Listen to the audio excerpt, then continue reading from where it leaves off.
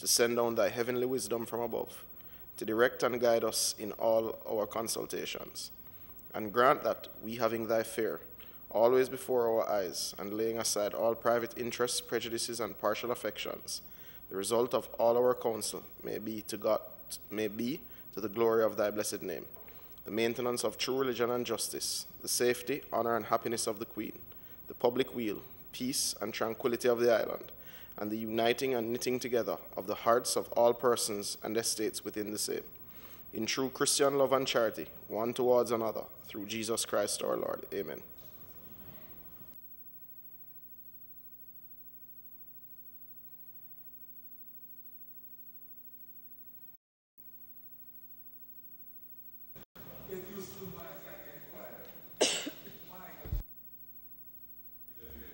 That's an inquiry as to whether or not this item will be recommitted because of what is happening in the Middle East, and in particular the order issued by President Trump in relation to Jerusalem being the capital of Israel, which has brought about a change which affects Jamaica's policy position. And it being of such importance, I'm wondering if at a later stage today there will be, in this Honourable Senate, some indication of Jamaica's position on this change. You said Jerusalem being the capital of Israel. Yes. Senator, is that a change? That's a change. East Jerusalem is the capital of Palestine. Now the entire Jerusalem becomes the capital of Israel. That statement you are making, or who made it? I just asked the minister.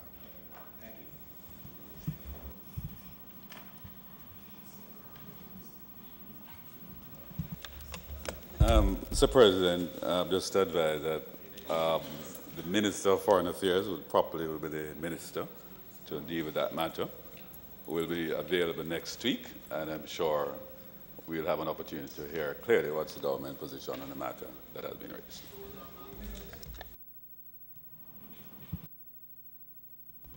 No, just to clarify, is the Minister of Education, Youth and Information giving us a commitment that the Minister of Foreign Affairs will next week be making a statement in the Senate in respect to the situation of Jerusalem and the recent declaration as queried by Senator Knight?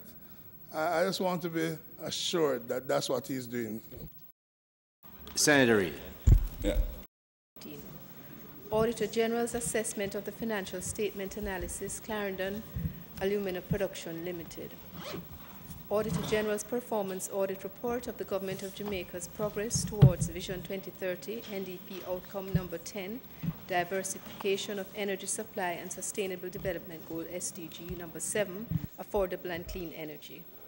First supplementary estimates 2017-2018. First supplementary estimates of revenue and expenditure of public bodies 2017-2018. The Civil Service Establishment General Order 2017 under the Civil Service Establishment Act. The Civil Service Establishment General Order 2017 under the Civil Service Establishment Act. Recommendations of the West Kingston Incursion Commission Compensation Committee, October 2017. Recommendations, summaries and tables of sums recommended of the West Kingston Incursion Commission Compensation Committee.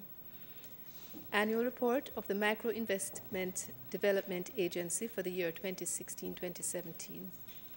The Independent Commission of Investigation report for the period July to September 2017. Third quarterly report. Annual Report of the Council of Community Colleges of Jamaica for the year 2012-2013.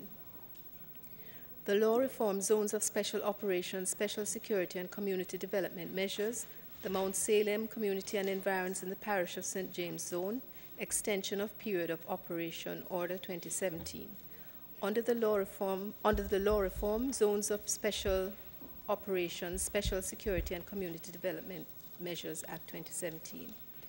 The law reform zones of special operations, special security and community development measures, the Mount Salem Community and Environs in the Parish of St. James Zone, extension of period of operation number 2, Order Resolution 2017 under the law reform zones of special operations, special security and community developments, Act 2017.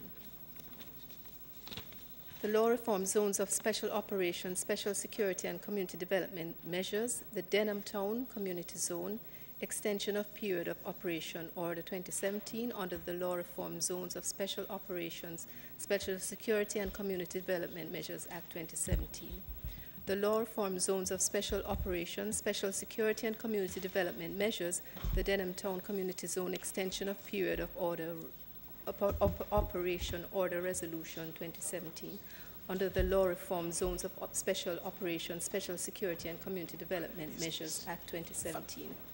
Report of the Public Administration and Appropriations Committee on its deliberations on the first supplementary estimates for the year 2017-2018 and the first supplementary estimates 2017-2018 estimates of revenue and expenditure of public bodies. Report of the Standing Finance Committee of the whole House of Representatives consisting of all members of the House on the first supplementary estimates of expenditure for the financial year ending March 31, 2018 and the first supplementary estimates 2017-2018 estimates of revenue and expenditure of public bodies.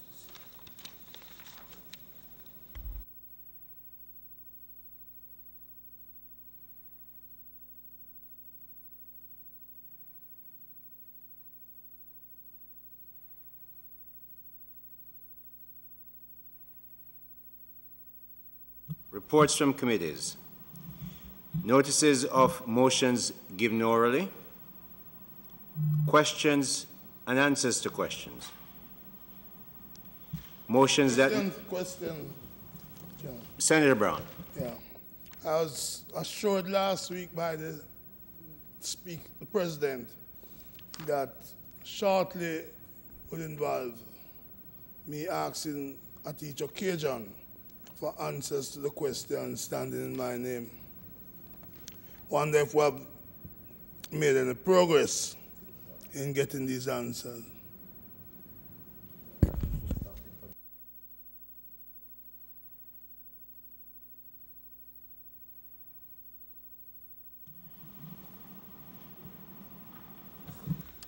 Senator Reid. Thank you, Mr. President. I can assure the member that progress is being made. I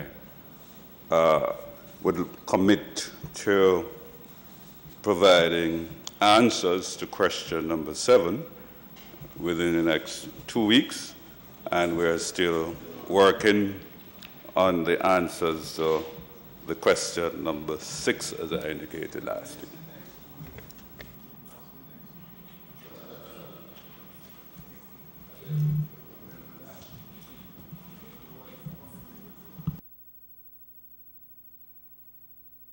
Motions that may be made at the commencement of public business requiring notice. Motions relating to sittings of the Senate. Motions for leave to introduce bills. Presentation of bills without leave of the Senate first obtained. Public business. Senator Reid. Thank you, President. We intend, Mr. President, to continue the debate on the Building Act, and we will also deal with the motion number 4 by Senator Morris. We don't intend to close the debate on the Building Act or the motion, but we will commence both of them today. So we will ask for the continuation of the debate.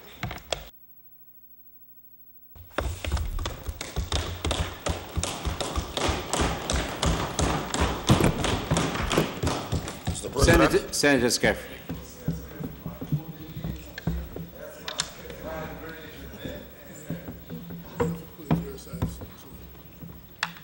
Mr. President, thank you, Mr. President. Yeah.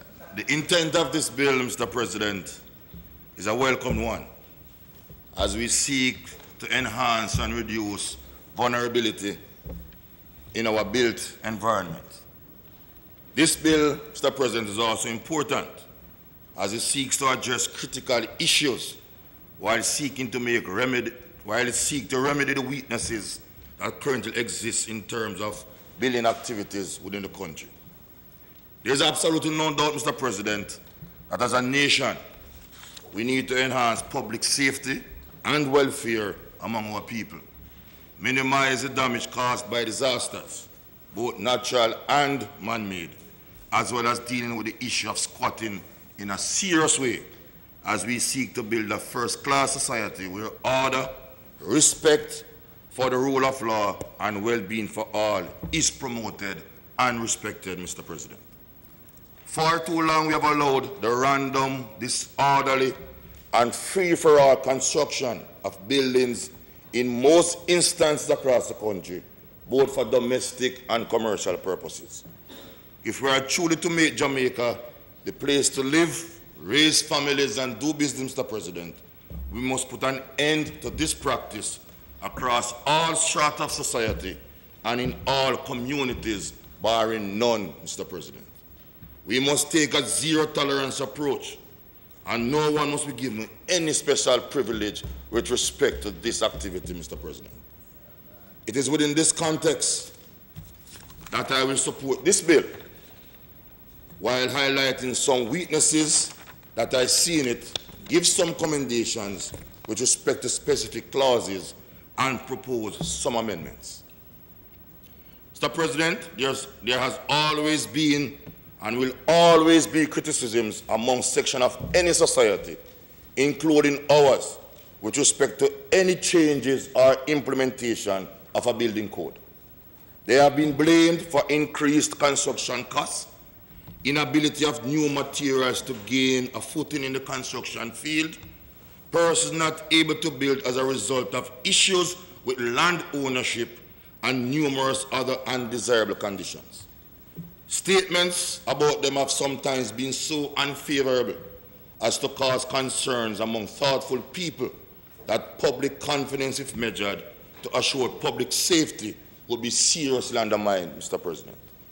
Whatever the magnitude of their merits and defects, Mr. President, it should become apparent to all of us as we give much attention to this matter, that here is a subject of much importance to the construction industry as a whole, and indeed to all well-thinking Jamaicans. Therefore, Mr. President, government must act in protection of the public to control the operations of the ignorant, the incompetent, and the unscrupulous in the construction field. Fire, collapse of buildings, natural disasters, and other sources of injury and even death traceable to imperfect construction takes place frequently enough to remind us that trouble can happen even when regulations are in effect to prevent it. Mr. President, think what could happen in the absence of such regulations, or in the event of weak regulations, that they become inadequate. One dare not imagine, Mr. President. Therefore, the state must step up and exercises its police power and seek to furnish reasonable safeguard in order to protect our people, Mr. President.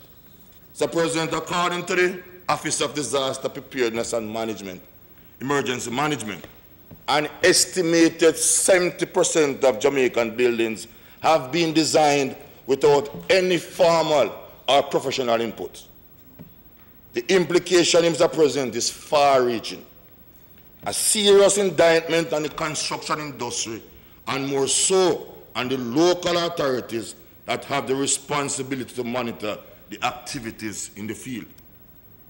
We must reverse this trend, and I sincerely hope that with this new law to be enacted, we can achieve such a reversal over the shortest possible time.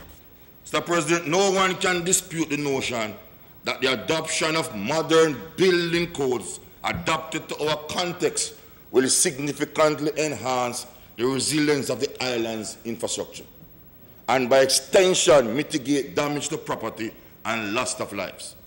I seriously hope that with this new Act to Be, we will achieve this outcome as we seek to ensure we have sustainable development. I welcome the emphasis placed in this bill on protecting the rights of our citizens with disabilities. We must ensure that no building accessed by the public is constructed in the future without proper access to movement by persons with disabilities. And this must include our schools. These buildings must be suitable, user-friendly, safe, and accessible by persons with disabilities across all strata of society. The law must be enforced from the start of construction to completion. And we must not, as a state, compromise in any way, shape, or form where this is concerned, Mr. President. Don't wait until construction is complete before we seek to enforce. Monitor every step of the way so as to ensure compliance from day one, Mr. President. Mr. President, I want to look at clause 17.2 of the bill. Page 60, and the detail of it is in the first schedule. And it speaks about carrying out building work without permit or not in accordance with the building permit of the Act. Mr. President, yeah, it's page 19, but the detail of it is in the first schedule. But the 17.2 is page 19. Mr. President, while I understand the need to send a clear signal that we are serious in addressing this issue, I am of the view that the fines are too excessive as a start. And if you look at it at page 60, it speaks to having a fine for a person not having a permit between 3 to 10% of the cost of the building, with a maximum and not exceeding a maximum of 5 million. And right across that first schedule, there's a number of penalties that I believe is very excessive, Mr. President. Mr. President, what will happen to a person, for example, who has a piece of land, family land, and no title, but needs shelter and decides to build without permit and is caught for breach? Not condoning the act, but let's understand that you have 3% of the cost. Now, let's take a rural here. Sometimes when you go to a person's home that built without the permit, and it is wrong, and must be dealt with, so I'm not disputing that. But 3% of a home that you might say costs 12 million, that is built over a period of time. In rural Jamaica, Senator Nigel, St. Louis, for example, persons get what is called morning sports to deal with the foundation. Morning sports, yeah, man. Yeah, man, all persons of skill set come together and give free labor. And you cook a nice, yeah, but I'm giving you the country term. And they do likewise for the decking. This person might plant a crop of tomato and then sell it and continue. So over a period of time, they complete the building. Breaching the law, we're not disputing that. When the assessor goes there, might say this building costs 12 million. 3% as a minimum is about 360,000, or is. 10%, the maximum is 1.2. So I think we need to look into this, because this clause, as given here, basically limits the judicial system, the judge, in terms of applying a higher level of discretion. It's like a straitjacket, 3% to 10% of the cost of the building. And who will determine the cost? Over a period of time. So I think we need to look into that. While I understand that we need to send a clear signal, we have to understand that there are some realities out there, and we need to look into that. So this person will be in default, Mr. President, and could be sent to jail for 2 years. If the person cannot pay the fine, then the bill say a maximum of 2 years. I don't think that's what we want to do. I call for a reduction in the fine. And I'm proposing, let's say a maximum of 300,000 as a start. And so the judge can use his or her discretion as to how much to charge based on the individual circumstances and the merit of each case. The current provision is too harsh for a start, Mr. President. For too long we believe that punitive measures will automatically result in a change of behavior. What we want in this bill is compliance, but the cultural context and the socio-economic realities of most of our people must never be ignored, Mr. President. Let us, while enforcing the law, inform, educate, and implement a communication strategy that will lead to behavior modification among our people as they conform to the law without punishing them, Mr. President. This should be the aim of any progressive nation state. We can review and make changes in the future. Let's step up the enforcement and the public education campaign as we seek to increase compliance and ultimately a change of behavior within our people. Let's understand the current realities with respect to land ownership. It is a serious handicap to growth and development in all areas of our economy, Mr. President. It is a major roadblock to progress for all and a factor that is preventing us from creating a Jamaica that works for all. That is why it is at the heart of the policy mix of the leader of opposition and the next Prime Minister of Jamaica, Mr. Fix-It, Dr. Peter Phillips. Also, Mr. President, let me ask, will this new legislation be retroactive to persons now in breach? So we are passing this bill over this period of time, but there are currently persons in breach. So what will be the position with those who have built and are building without a building permit? So we need to know if this will be retroactive. Mr. President, with respect to clause 34.1, page 28, I see it as a good provision in that building officers of the local authorities will no longer be allowed to only go out on site when the construction begins. So I commend this provision. But they must always be present at all stages of the process, and this will hopefully negate some of the challenges that local authorities faced in the past.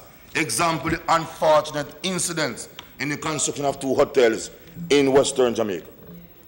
Mr. President, let me hope that as we seek to implement this new law, when enacted, especially with respect to clauses 52 through 58, pages 39 through 41. For example, when the Kingston and St. Andrew Municipal Corporation, Senator Williams, certify buildings in the downtown area that pose risk to public safety, and those buildings and its occupants are from certain areas, that we do not move quickly to demolish in some instances and delay in others. We must not let the political consideration guide our actions, but apply the law across all communities once due diligence have been done, Mr. President. Politics must not win over the greater good of the nation. Let's not seek to determine how the votes will go if we act, but instead count how many lives we will save if we do not act, Mr. President. If we are serious in this regard, let's be bold as we move forward and put Jamaica and Jamaicans first. Therefore, I hope we will not be afraid to act. For example, if we have to demolish buildings in the Denham Town area or in any other community as we seek to enforce this law, Mr. President. Mr. President, I welcome clause 61, page 42.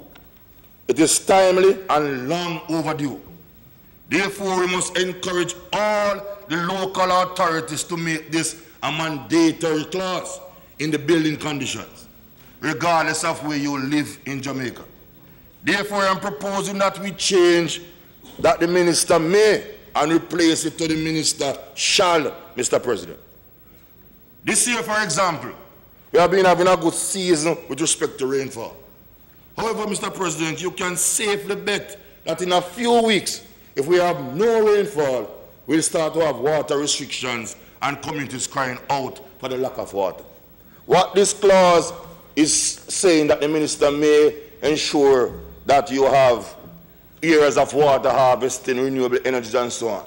But I'm saying as we move forward in the 21st century, when you're building and passing these building permits, you must ensure that they have these facilities to complement the development of the community. So the minister shall ensure and not me. Because we have to understand the reality. And Senator Reid, we are from an area, for example, Manchester, St. Elizabeth. We know how it goes when you have drought. If you travel some of these areas, Mr. President, you have some very lovely homes. But when you go there, no facility for harvesting that critical rainfall. 2 black drums at the side, and finishing 2 weeks, no rainfall, is a pressure on the system. Let us be proactive and ensure that in every plan, every building plan, you have a tank on it to ensure you harvest the rainwater and make use of our own natural resources, Mr. President. So I support the clause, but I want it to be strengthened. It shall be as we move forward. And all of this is due partly, Mr. President, to poor planning with no harvesting system. The same can be said about the use of renewable energy sources. Solar energy is there abundantly. If you look at our schools, Senator Reid, some beautiful space at the roof there, concrete deck roof. If we could get those solar panels there, harness that energy from the sun. And I know we have that unit in the ministry, but we just need to understand the importance of it and ensure going forward, when we are passing plans for building school, it's a part of the accepted building plan to move forward. So we can be self-sufficient and use the resources that we have at our disposal. Mr. President, with respect to clause 62 through 64, pages 42 and 43 of the bill, that deals with the appeals tribunal. And I want my 2 local government practitioners to raise with me as I give my point. I would like to know how many will there be. Will we have 14? 1 per municipal corporation. The bill is silent on this, Mr. President. If there's going to be only 1, this is going to be a logistical nightmare, Mr. President. This will become inefficient and the cities will not get justice. If every person in each parish has to appeal to this one body at a central authority at the ministry, for example, we cannot even fully imagine the potential problems and the likely inefficiencies that will develop, Mr. President. And I'm sure my mayor agree and the former mayor, and probably mayor to be in the future. Senator Skeffrey, would you kindly give the reference for that clause again? That clause, that President, clause 62, pages 42 and 43, that deals with the appeals tribunal. If every person, as I said before, in its parish has to appeal to this body, we cannot fully imagine the potential problems and the inefficiencies that will be developed. So, President, why would the government seek to centralize this appeal process? It is ironic that the very ministry that seeks to promote decentralization is promoting centralization in this area with respect to this very critical issue. So I need to understand the thinking behind that. Mr. President, 1 appeal tribunal, the government will be creating a bureaucratic bundle that will almost be impossible to manage.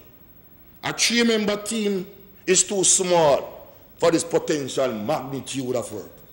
I would suggest a team of 5, with 3 persons constituting a quorum, and they can meet and take decisions. But on a parish basis, or as a compromise on a regional basis, but definitely not one for the entire country. What this means, that person that was denied a permit down in Cross Keys, Manchester, and has to appeal, will have to come all the way or send that appeal to this one body in Kingston for the entire Armand to go be wherever it is, but one for the 14 parishes. And it is the local authorities that will be charged with the responsibility for implementing this act. So if you believe in them and give them the authority to implement, then set up a local appeals body within the parish that they will deal with the issues as they arise and go forward. This does not seem to be able to achieve the objective. You're only creating a headache that no medicine can cure. Wow. Say it again. You're only creating a headache that no medicine can cure. What's that good way? Creating a headache. And in this context, when you set up the local appeals tribunal, of course the ministry will set the guidelines and ensure that it operates in accordance with the policy of the government. But let it be done at the local level. Mr. President, with respect to clause 65, page 44, I am not clear as to how the board will function. While I was reading this bill, I still don't understand why a board, the importance of a board, and how they carry out this work. That's the board for the building practitioner. Who will implement or propose activities of the board, such as the register, establishing guidelines for licensing, follow-up actions, assess qualifications, requirements, and other criteria for licensing of the building practitioners, Mr. President, among many other functions. The bill states the functions of the board, of the licensing of the practitioners. But who will? Because as I understand it, Mr. President, a board provides oversight work. A board ensures the policy of the government is properly implemented. A board does not involve in day-to-day implementation of activities. And if you read this bill carefully, the board is the one that will almost implement the work of this bill on a day-to-day basis. So you have the board being a policy-making entity and an implementation agency at the same time. So where is the checks and balance? Where is the system of transparency and accountability? So I don't think the board is properly, the whole issue of the board is properly sorted out, Mr. President. And here again, if you're talking about local authorities, putting back power into local government, and we believe in local government, why a centralized board again, Mr. President? So in the context of the implementation, the local authorities should be the implementing agency, and there should be a board now to provide that oversight for the local authorities. But as you have it here, this one centralized board that will manage itself, implement, and provide that policy guideline supervision will end up again in conflicts as we seek to work out the different governance framework, Mr. President. So I think we need to revisit the constitution and the purpose of the board and ensure that it carries out the objective in accordance with the intent and purpose of the bill, Mr. President. Mr. President, I turn to the fourth schedule, page 70, and I want to start with 1B, 1B3. I am proposing, it speaks there about the composition of the board, Mr. President. But it says an engineer. I don't think that is specific enough. If you're talking about a board to deal with construction, industry, and building, then it has to be an engineer that has training or qualification in the field of construction. Example, a civil engineer. So in this context, you could get a chemical engineer being appointed, and nothing is wrong with that, or a mechanical, or electrical. Is that what we want, Mr. President?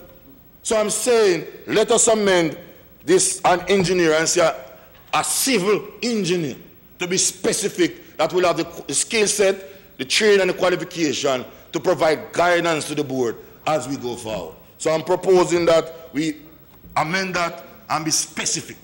For example, the National Water Commission, Mr. President, speaks specifically to a civil engineer, because there's a lot of projects that takes place there. But what you have here is just an engineer. So we have to be specific as we go forward, Mr. President. With respect to 2, same schedule, 2, why are we proposing to have members of the board electing the chairman? I have seen many bills with boards where the minister appoints the chairman based on the skill set that the minister wants and the objective to be carried out by that particular board or that organization. Will the chairman be elected from the 9 members or just the appointed 5?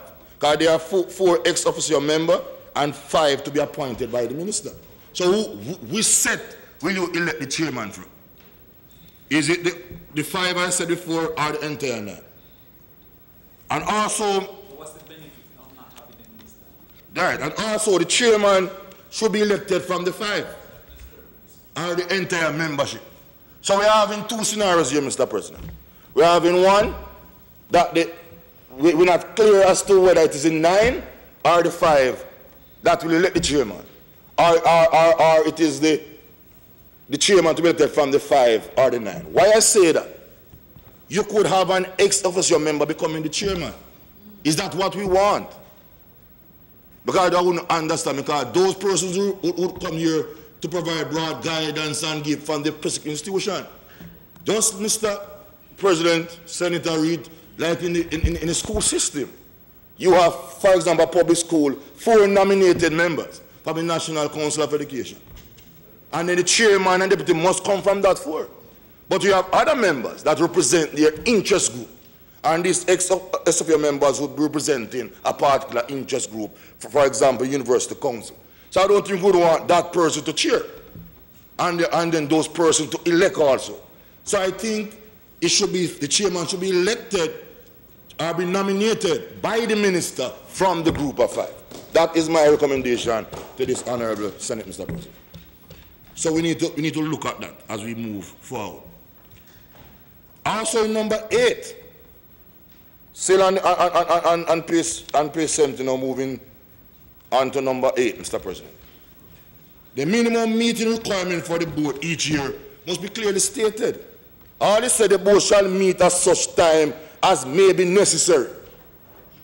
No, we have to be more specific if we want quality output, Mr. President. So the board should meet once quarterly or bi-monthly. And then they can have special meetings as the case may arise. But we can't just say as they seem necessary. No accountability can be had here if they didn't meet for the year. Because they say we didn't see it necessary to meet. So, and then for the board will not have any true purpose, Mr. President. So let's specify a minimum meeting requirement for the board in number 8, Mr. President. And many acts state that. That's enough in our public, for our public bodies. So I don't know why we are departing in this case, Mr. President. And Mr. President, also, the life of the board is 2 years. But we are seeing we will have a chairman to be elected annually. For consistency and efficiency, that makes no sense to me.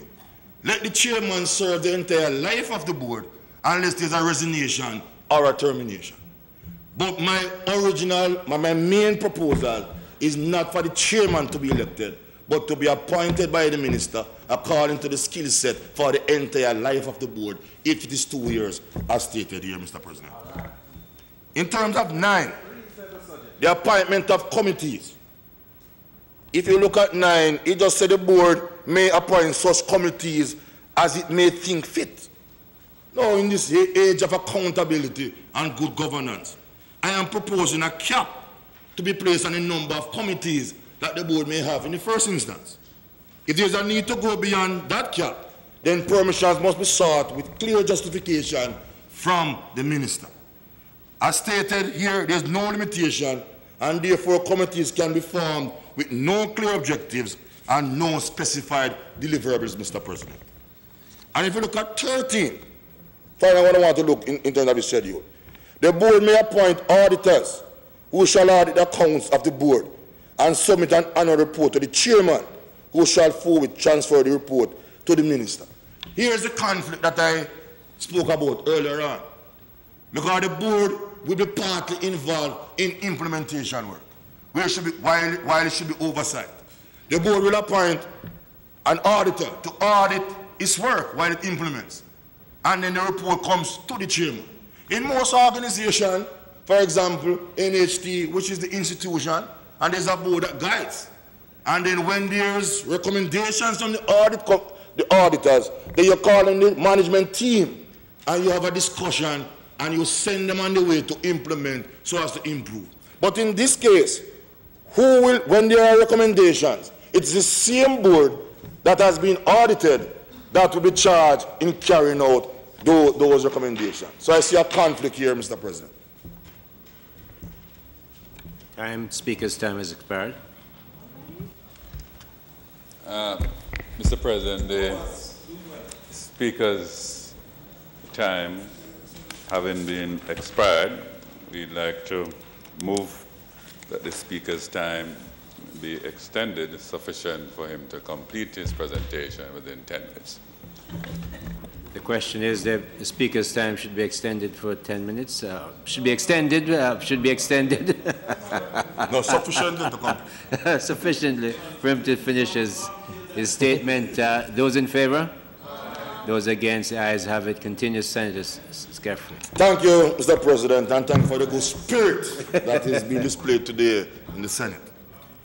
Mr. President, we must ensure that our commercial buildings have proper access to parking areas. It's a serious issue, as many times the public suffers due to the lack of this facility, Mr. President. We go to the plazas or so on, you drive round and round, and even what they constitute parking space is just madness, Mr. President. So we need to ensure that when we are passing these building plans, there is sufficient provision for the public where this is concerned. Monitoring under the new proposed law, right? Mr. President, we must also ensure, and of course, the disabled community must always be included in all facets where this bill is concerned. We must also ensure that public buildings have proper access to bathroom facilities, Mr. President. It's a serious concern. Many times when you go to do business in some of these buildings and you're asked to use a bathroom, it's as if you're asking a strange question.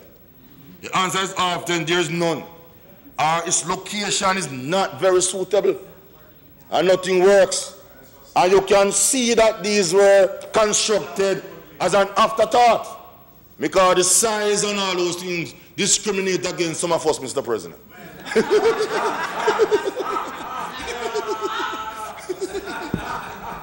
I have to get legal advice on that. So we must ensure, if we're talking about developing a first-class state, that these things are in the building plan from day one, and construction takes place from start to finish as we cater for all our citizens. Mr. President, the authorities must ensure that also our green space, when it comes to housing development, it's a serious issue. I know it has to be passed, and both councillors will tell you, our practitioners. But after the bill is the plan is passed with that green space, once construction starts, that green space disappears with homes and houses. In most cases, yeah, I'm telling you because the monitoring is weak. I know many developments that you have nowhere for the children to play, nowhere for recreational activities for the elders. In many of these developments, more so private developments. And that's a reality. And I hope that this bill that we are debating here today will correct that, because a critical component that I commented earlier on is that you will have monitoring from start to finish, and as you leave from one stage to another, you have to get your it has to be certified for you to move on. That's a good provision, but it's important that we just don't have it in the bill, but when it becomes law, we enforce it. This is a reality, Mr. President. So we don't have to hide or debate it. Not everyone, I never speak in absolute terms, but it's a problem across all 14 parishes in the island.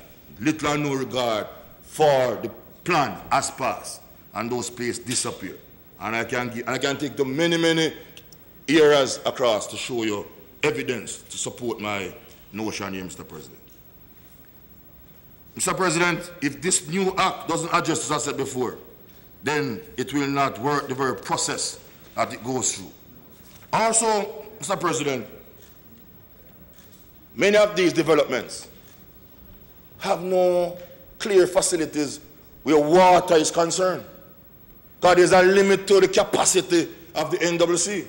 And we continue to build and build, have these new developments with the same system. Many years ago, we connect them to the NWC system, and we know the reality that water will not flow in some of those pipes for weeks and months.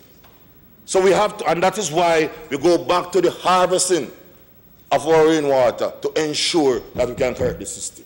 Street lights again, many of these developments, because they are communities. Street lights absent in many of these instances. And sometimes you put them up illegally too, and they are removed after activities too, Mr. President. But we want to ensure that when we are developing these areas, that we have proper provision, and the building officers must monitor to ensure that the plan has provision for street lights, and that does plan, but they are implemented. Our water system can accommodate the expansion in a reliable way. And Mr. President, and of course, the green space for recreational activities. Also, some of these developments that people complain, sometimes person buys some of these homes, and I wonder if there's a specification in terms of constructing some of these rooms. Because sometimes when you look at these homes, you put a bed and a dresser there, and there's little no space. So I believe there has to be some standard. No, I believe based on the reality. But there has to be some standard in terms of some areas. What are the specifications for certain developments as we ensure that while there's a need for housing, that we are able to give our citizens some quality houses within a level of affordability, Mr. President. So you want to put those issues as we move forward. Mr. President, for this law to be effective, enforcement of the various clauses in the bill will be absolutely critical, Mr. President.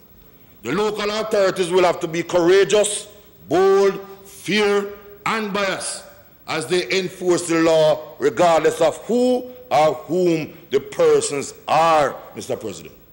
This also require review of the persons working in the planning department and the roads and work department of all local authorities. It will be important to evaluate the skill sets available to implement this new law, which will require greater technical skill sets, as they all must realize that with this new law, there will be a fundamental shift in how they carry out their work, Mr. President. Mr. President, this will no doubt require serious capacity building initiatives, and all local authorities must undertake this in an organized and serious manner so as to prepare all staff members for this new undertaking. I want to encourage the staff and the local authorities to keep their integrity intact as they implement this law and to eliminate any form of corruption that might raise its ugly head as they carry out their various tasks. We must all understand and accept that the departments within the local authorities that will be charged to enforce this law will have to be adequately resourced, both from the human perspective as well as additional capital. This will be vital, as they will be all required to effectively carry out their tasks as we seek to achieve quality outcomes. Mr. President, this bill, when become law, will represent a paradigm shift. Let us embrace it, as the net gains will be beneficial to all of us as a people, as we seek to create a society where our children can live and play, our elders can relax in a secure environment, and our lives and properties will be more secured as we seek to enact new laws to guide the construction industry and regulate an industry that has become challenging to the state apparatus. Let me hope that my proposed amendments will be taken into consideration as we seek to make the best law for all our people, Mr. President. I thank you, Mr. President, as we move on. Respect. Thank you.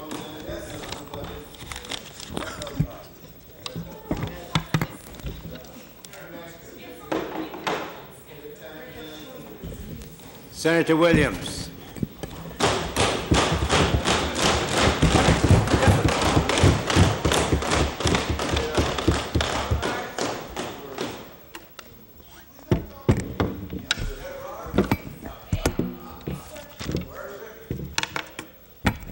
morning, Mr. President.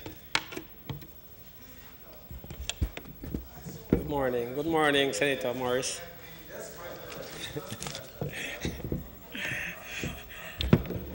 Mr. President, I have to say good morning to Senator Morris because I am seeking his support today, and I know I will get it.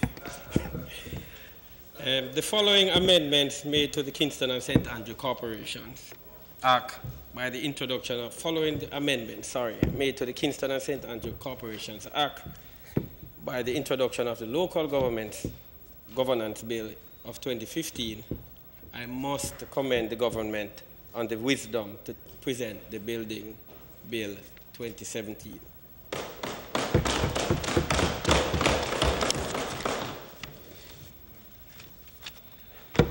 The bill seeks to repeal the Kingston and St. Andrew Building Act of 1883 and the Parish Council's Building Act of 1908 and fashion new provisions for the regulation of the building industry.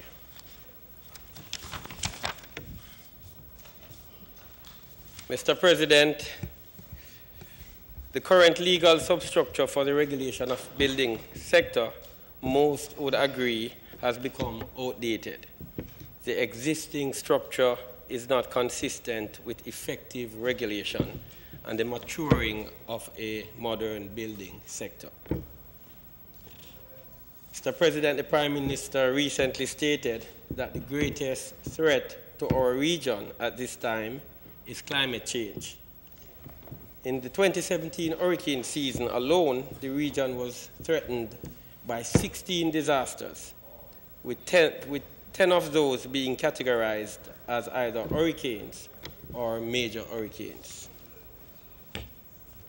Between 2001 to 2016, over 15 major disasters affected Jamaica, affecting more than 2 million Jamaicans and causing nearly $2 billion in property losses. The Building Act Bill 2017 is a major step for the country as it supports a resilient infrastructure and disaster risk reduction measures. It seeks to protect health, safety, and welfare, and to make Jamaica resilient to natural disasters. The legislative framework that the Building Act 2017 provides is essential to, one, minimize the exposure of the country's built environment, ensure public safety and welfare, ensure the rights of persons with disabilities regarding accessibility and safety, minimize damage caused by man-made and natural hazards, prevent squatter settlements, and promote sustainable development.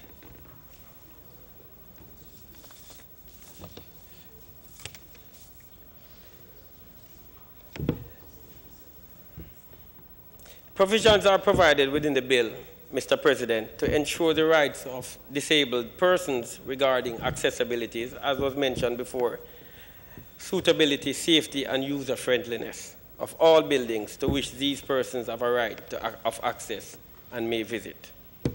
The bill creates an efficient structure for issuing building permits, certificates of occupancy.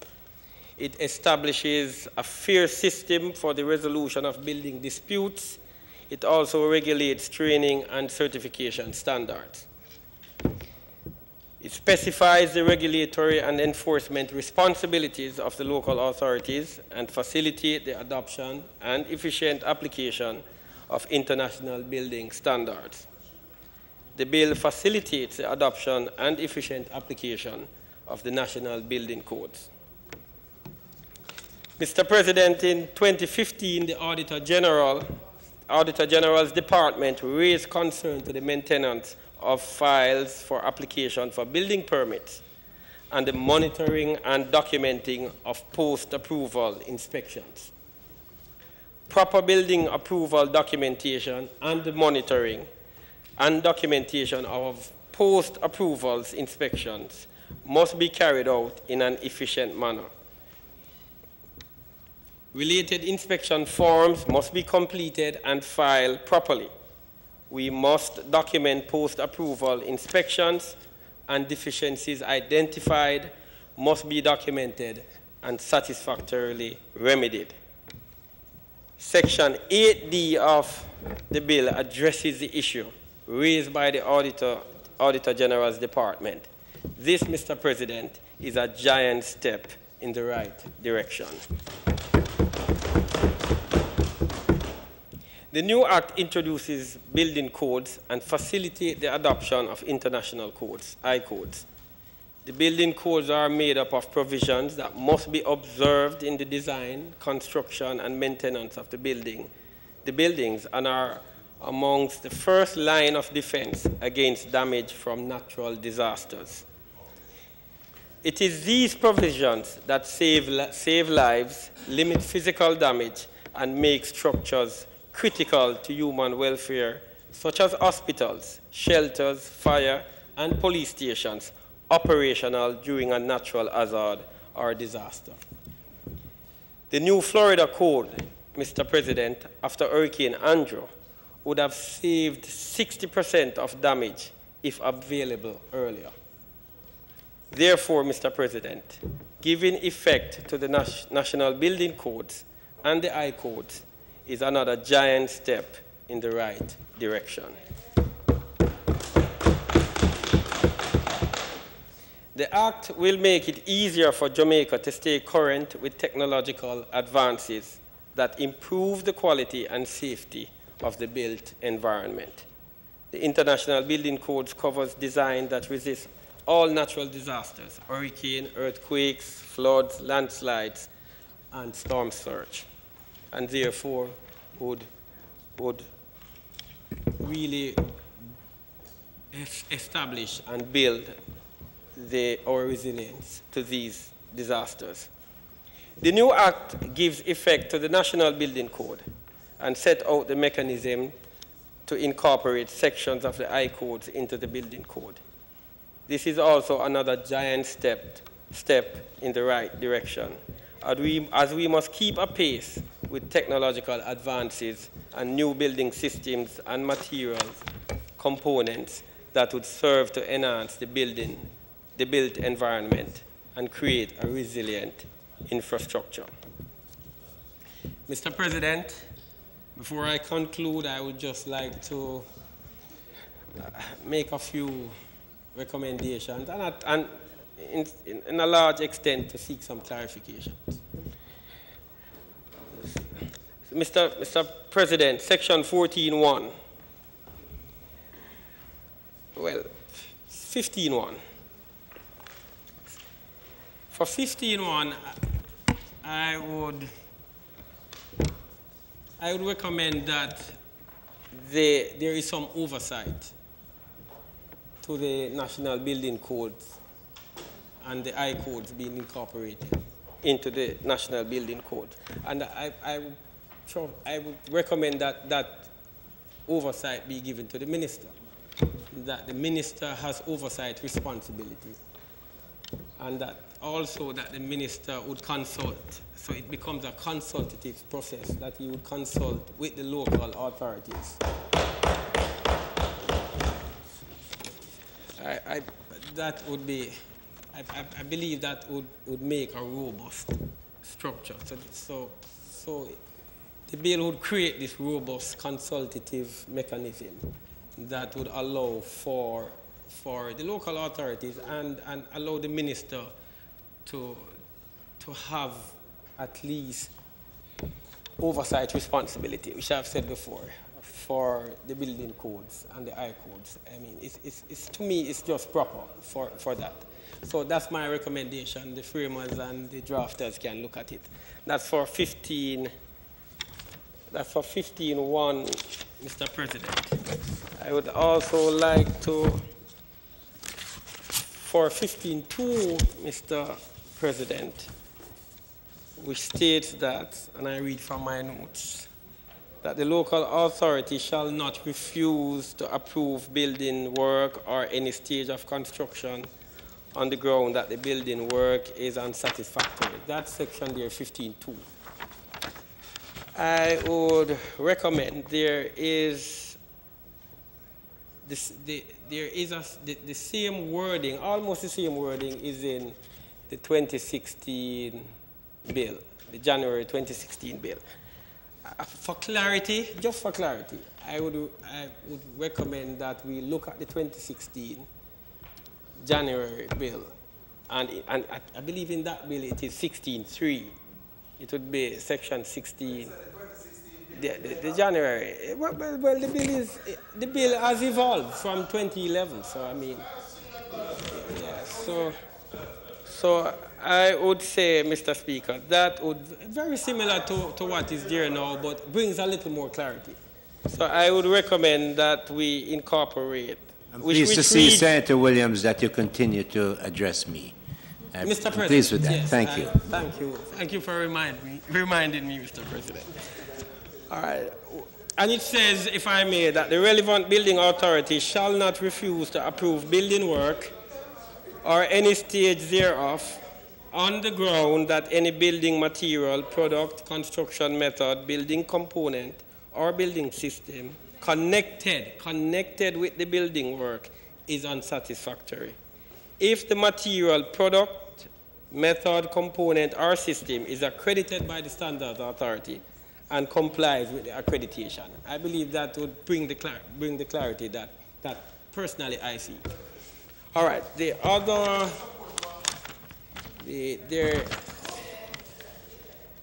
there's another recommendation, Mr. President, is that the recommendation is that we accept the local authority, that the local authority be referred to as the local building authority.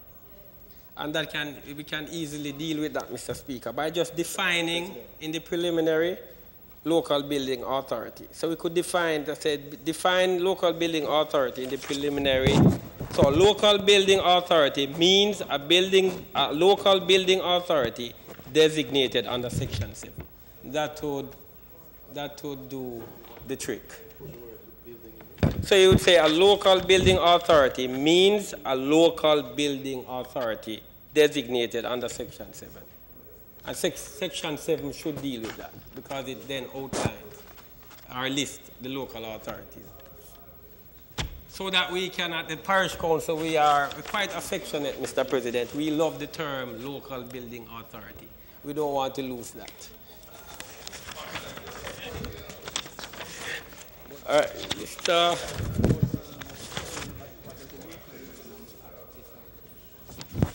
And that's an issue that some will raise that it shouldn't be a problem because the Act is really the Building Act and it's defining who is or the agency or that is the local building authority.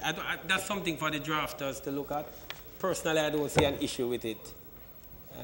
But it's something that I know can be worked out. The lawyers can work it out. There is nothing that the lawyers cannot work out.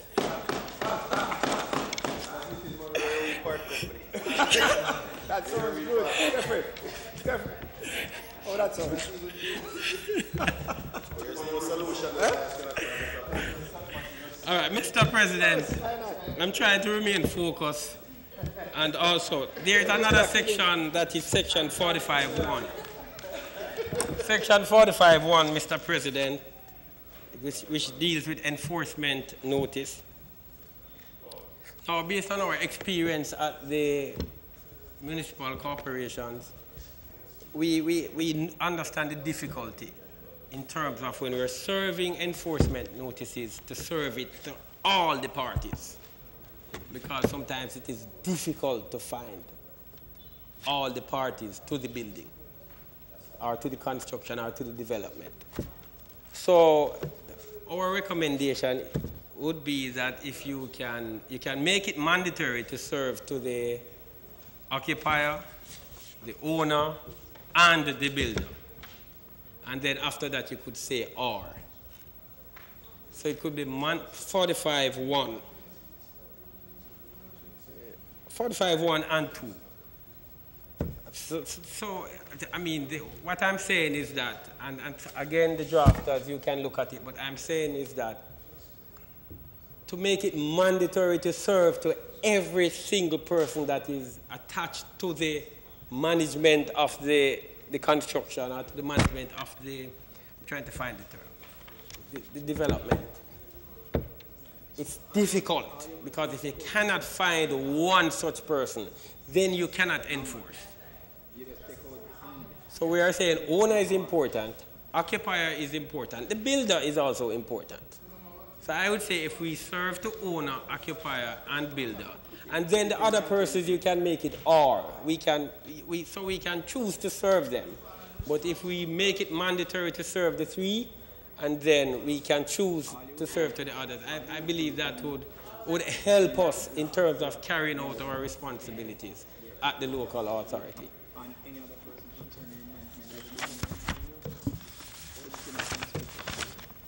As again, you can look at that, the lawyers again, you look at that and you see how you can do it. We want it to happen. Please make it happen. All right, so that is it. There is also section 44.6, and that is dealing now with stop notice. And this is important to us, is that in 44.6, it's not saying, I can't remember the particular act now, but I'm not sure if it's the town and country planning. But when compensation is to be paid, it will tell you who's going to pay. So I think for us, if you could say that the payment is to be made from the consolidated fund, then that would bring clarity, where the payment should come from. That is 44.6. Who pays compensation to the aggrieved person?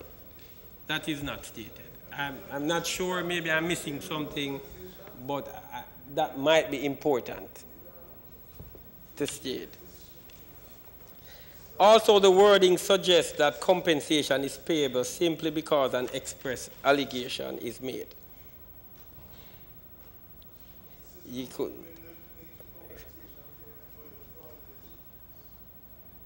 So if it could be cleared up, bring clarity to it so that it will, like compensation becomes payable only where the action results in a ruling in the person's favor. That is just how I'm looking at it. You can look at that and see whether it warrants merit. And Mr. President, I believe I'm almost there.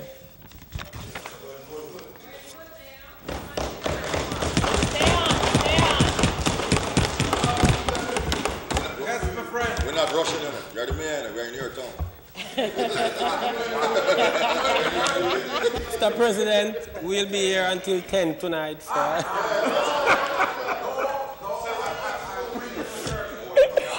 Sorry, Senator. We're going to divide. The focus, Mr. President. All right, so section 15. Now, Mr. President, section 15, 1 and 2, relating to the function of the Bureau,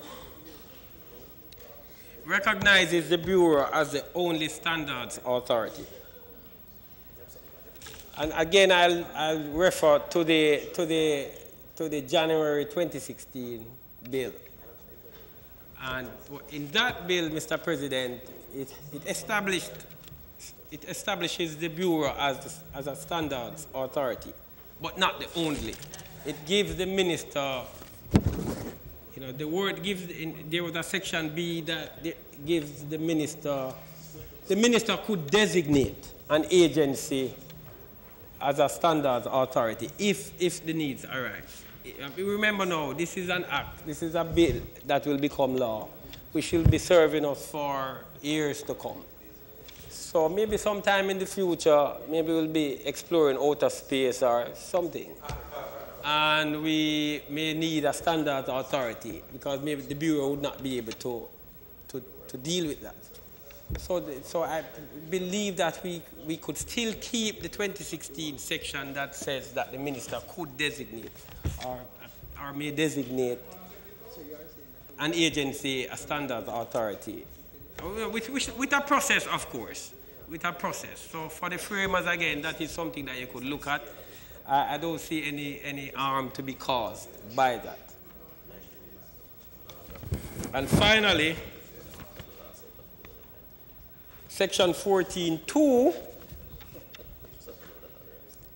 it is here stated that the National Building Code shall specify minimum standards and controls for building work and building use or supervision of buildings and building work.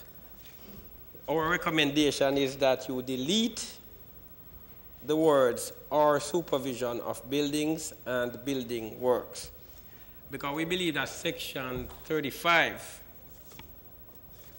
cures that issue. Section 35 outlines clearly that the local authorities would set the guidelines and would set for supervising how the work is carried out. The day-to-day supervision of how the work is carried out, we believe should really rest with the local authority, because I mean they have the expertise in this area in terms of how you actually do your job. We really don't believe that that should be coming from elsewhere. Section 35 is clear that the local authority would set the guidelines in terms of how you supervise the work, how it is carried out, how you do your inspection, and so forth. So we recommend that you delete or supervision of buildings and building work, because we believe that is clearly dealt with, in Section 35. Thank you very much.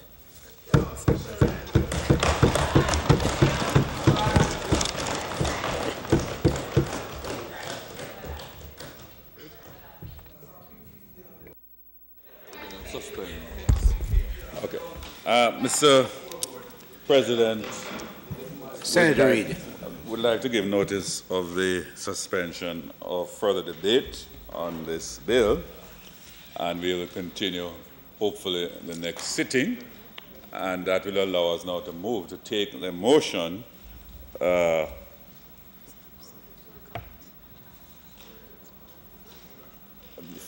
from Senator Morris. But before I do that, can I ask Mr. President for recommittal for bills brought from the lower house at this time? The question is that the bills brought from the lower house be recommitted. Those in favor? Those against? The ayes have it.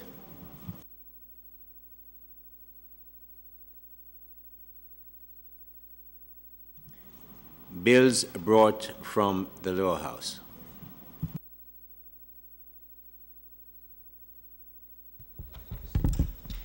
The following is a message from the Speaker of the House of Representatives to the Honourable Senate. I have the honour to advise the Honourable Senate that on the 6th day of December 2017, a bill entitled An Act to Amend the Protection of Geographical Indications Act and for Connected Matters was passed in the House of Representatives.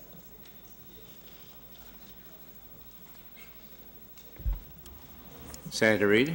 Mr. President, I signify my willingness on behalf of the Leader of Government Business to take charge of this bill.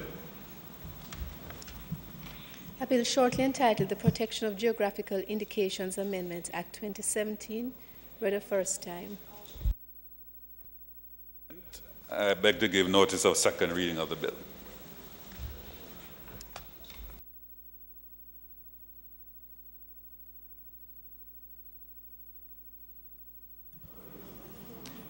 Senator Morris.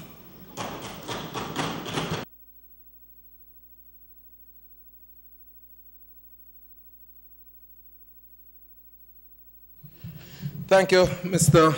President.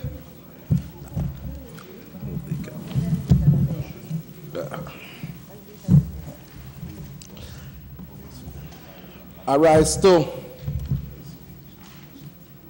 move and lead in the debate on the resolution tabled in my name.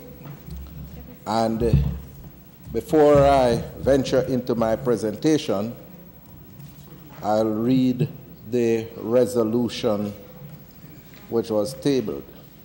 Whereas education is a major variable for the growth and development of a nation, and whereas it is a major vehicle to empower and transform the lives of individuals within a society, and whereas efforts must be made to ensure that all citizens have access to this vital national ingredient, and whereas most of our educational institutions are inaccessible to persons with disabilities, and whereas this inaccessibility has contributed to the high levels of poverty among this vulnerable group, and whereas the Charter of Fundamental Rights and Freedom makes primary education a fundamental right to citizens, and whereas the Disabilities Act 2014 requires that educational institutions be made accessible to persons with disabilities,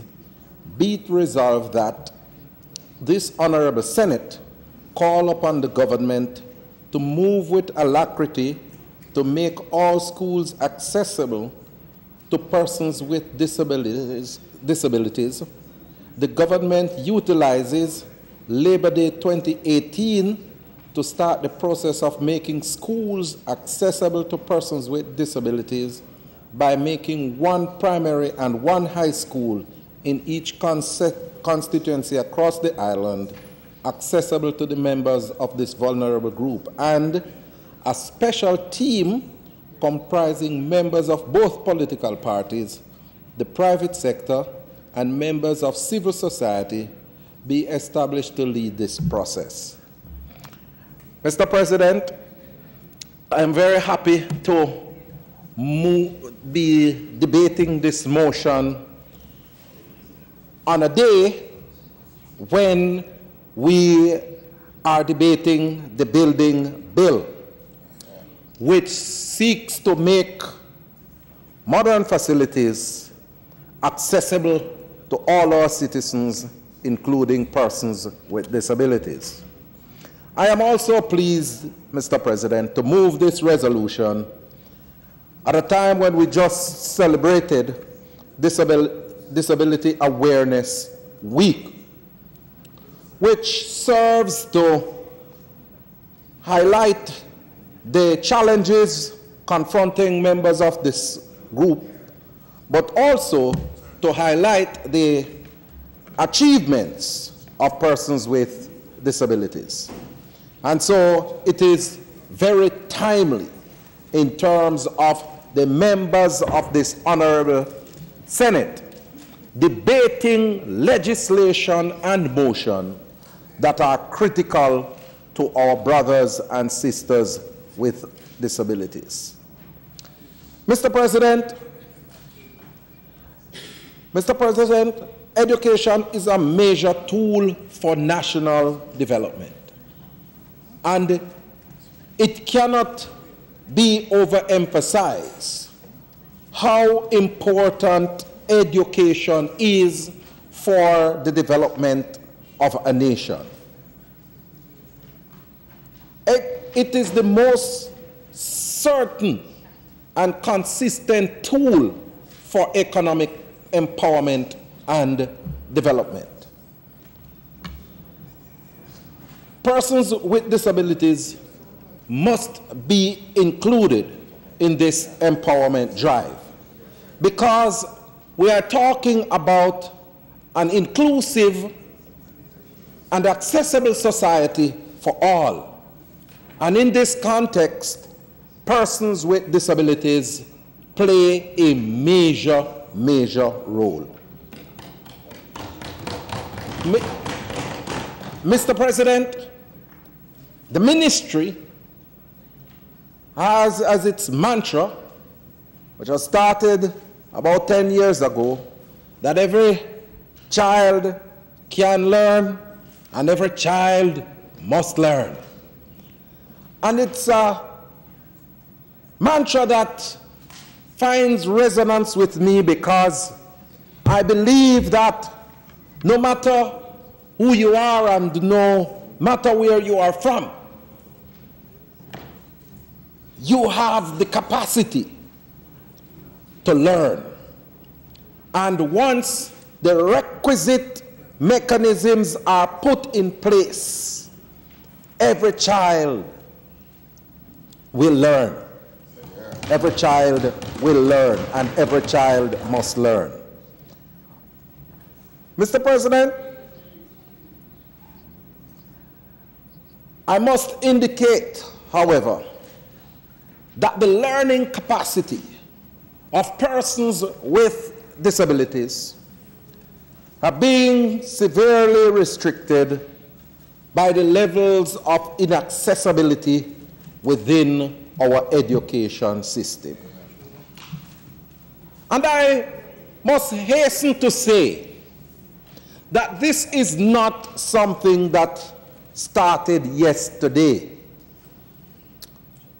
We operate within a context where we inherited our educational system from our colonial past. And during that time, not much emphasis was placed on how we design and construct our schools. And years have passed, and very little attention has been placed on making these institutions accessible for persons with disabilities. Mr. President, research from the UWI Center for Disability Studies that I have the privilege of leading in 2010 revealed that 77% of the schools that we surveyed, 77% were inaccessible. And we did that study of primary schools and high schools. Only 23% of those schools that we surveyed, Senator Webby, indicated that they had accessible features for persons with disabilities. And when we drilled down in the research to find out what this accessibility meant, individual schools had a ramp, but the ramp that they had was not built to accommodate students with disabilities. It was built to accommodate the Nutribon trolley when the Nutribon truck goes to the school to deliver goods. And so it just have a mere ramp. But I want to put it to this honorable chamber that accessibility in the context of persons with disabilities constitute much more than a ramp.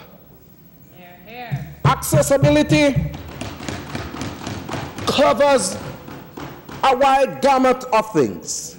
It has to do with how accessible your classroom is and the technological support that are there to enable the child with a disability to access information that is being imparted by the teacher. It has to do with the bathroom facilities. What is there to make sure that a wheelchair user is able to navigate him or herself in the bathroom quite easily and without any form of assistance? It has to do with our teachers in the educational institution being equipped with the requisite training so that they can deal with children with disabilities. You know, and I have repeated this story or my experience when I was going blind some 31 years ago,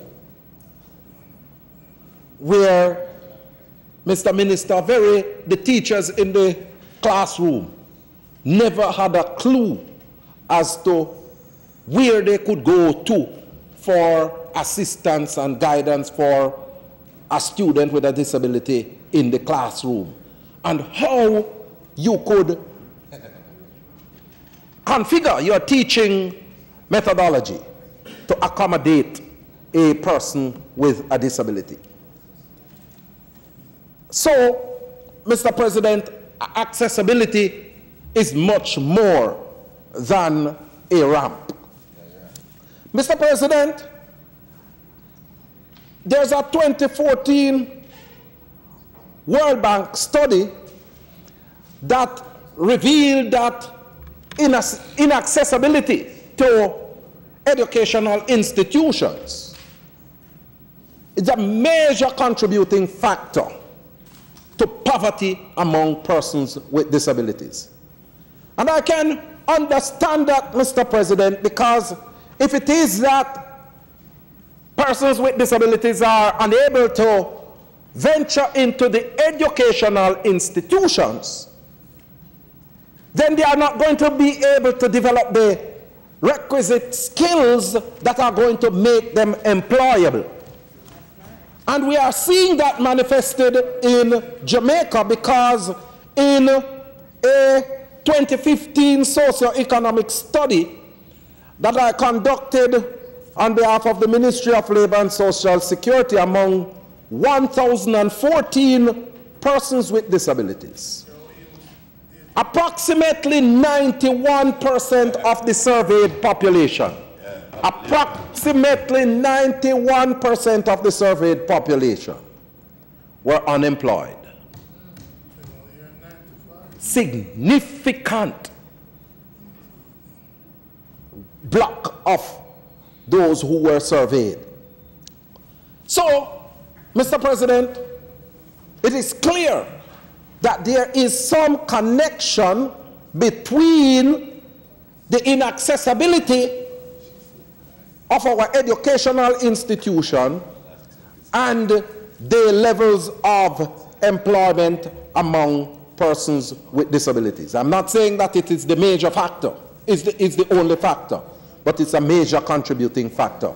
And Senator Webby, who is a major business mogul who has supported the community, will agree and understand that if it is that you have individuals who are not trained and individuals who can't function effectively at the workplace because they don't have the requisite skills, it's going to be difficult to employ them. It's going to be difficult. Otherwise, you are going to be engaging in a charity exercise. And persons with disabilities don't want any charity.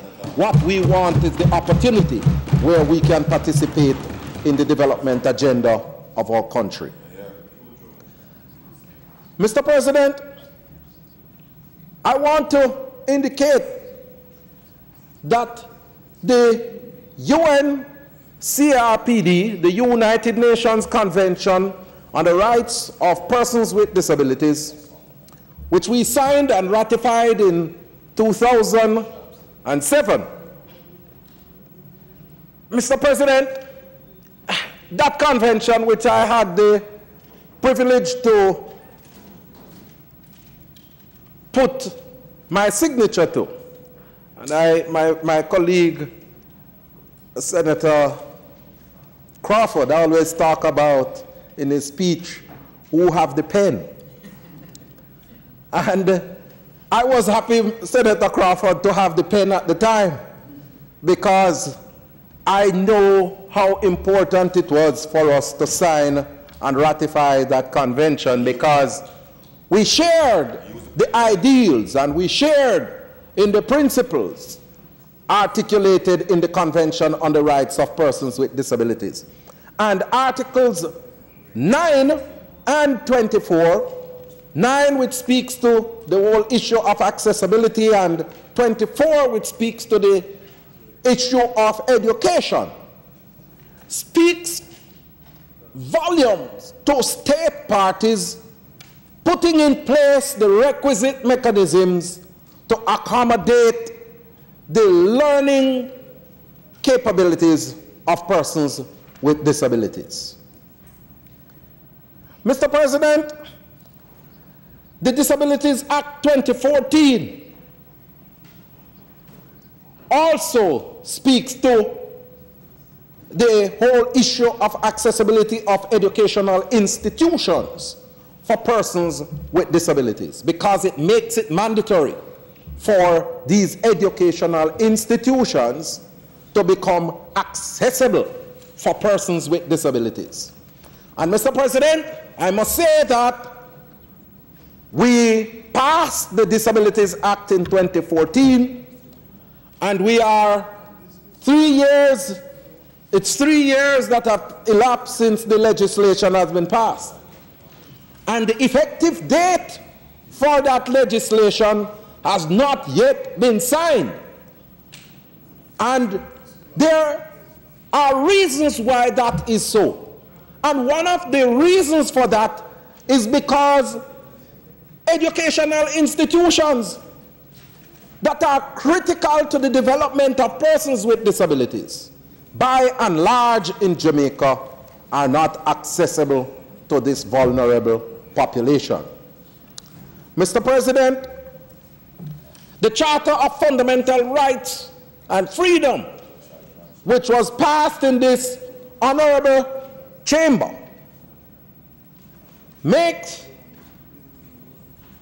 primary education a right to every citizen of Jamaica. Am I correct, Minister? Primary education is a right to every citizen? Yes, based on the Charter.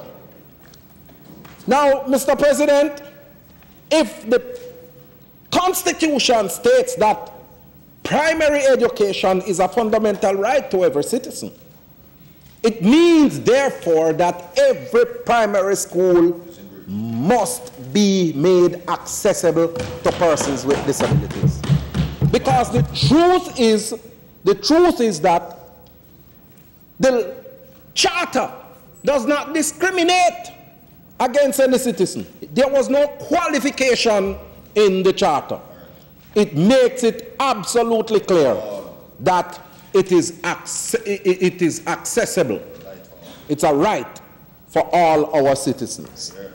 And Mr. President, the mere fact that a significant portion of the over 1,000 primary schools in our country, so it's below that? All right. I stand corrected, Minister.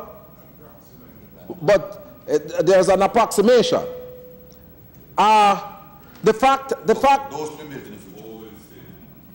Okay, you can give me the accurate figure, Minister, because, you know, I mean, sometimes we get data from official sources that are questionable. And as a serious researcher, I make sure I pay attention to the sources that gives me the information. So, you know,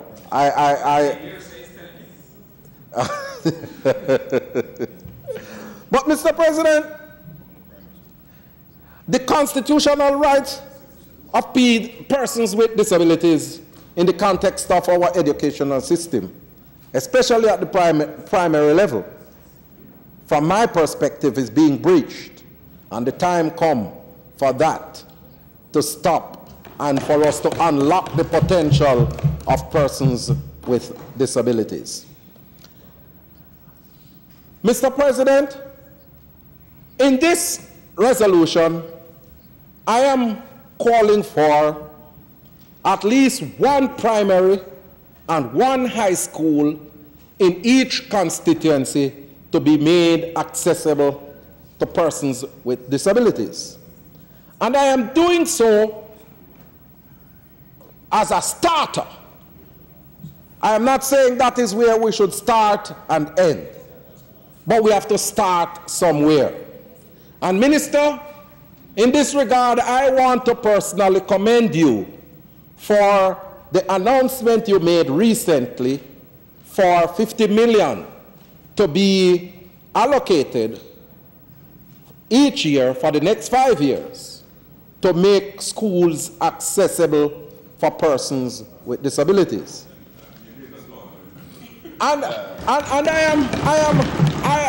I have to commend you, Minister, because it is a step in the right direction. But I must point out to you, Minister, that when you do the analysis, and based on where I sit and the experiences that I've had in working with institutions to make facilities accessible for persons with disabilities, I will tell you that it's going to cost you about $10 million per institution. When you talk about getting a hydraulic lift to be installed, when you talk about getting the ramps built, when you talk about getting the toilet facilities adjusted, when you talk about the technological support that is needed, and then you include labor cost, you are going to come out at about $10 million per institution. All right? So it's a lot of work that has to be done, Honourable Minister, and I appreciate and recognize the step that you have made. And here I want to say, nationally and publicly, that I am available to give my support. I am here to give my guidance wherever necessary to advance the work of Jamaica for persons with disabilities. Mr. President, it is within this context that as a part of the resolution, I am calling for us to make Labor Day 2018 a day when we start this process of making one primary and one high school in every constituency accessible for persons with disabilities.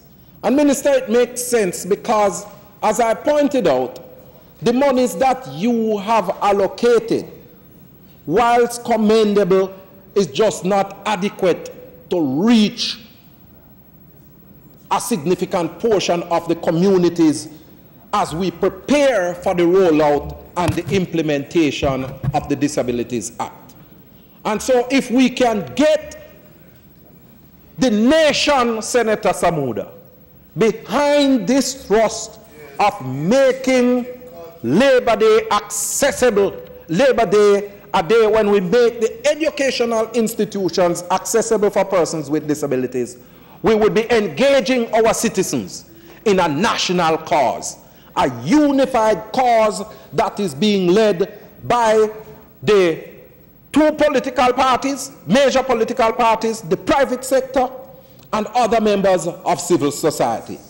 And one of the things that it will also do, Mr. President, is to sensitize the nation as to issues relating to persons with disabilities. So it will be helping in a significant way the public education campaign that was recently launched by the Ministry of Labour and Social Security Minister Shiny Robinson in November. So you see, Minister, I am bigging up and I am supporting you where support is needed as an administration, right? But I believe that in order for us to give a major push to this national effort, we should use Labor Day 2018 as a start for that transformation. Mr. President,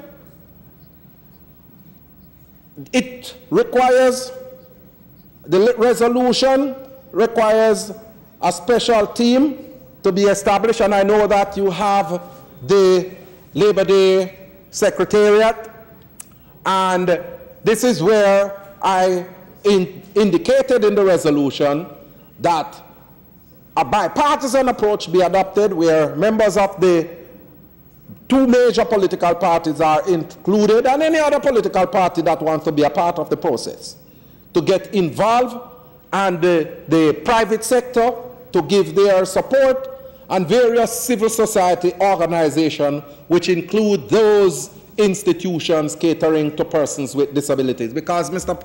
President, we have a mantra globally among the community of persons with disabilities that nothing about us without us. and it must be applied in this resolution in its strictest form, because we don't want to have a planning committee set up and persons with disabilities are not involved. Nothing about us without us.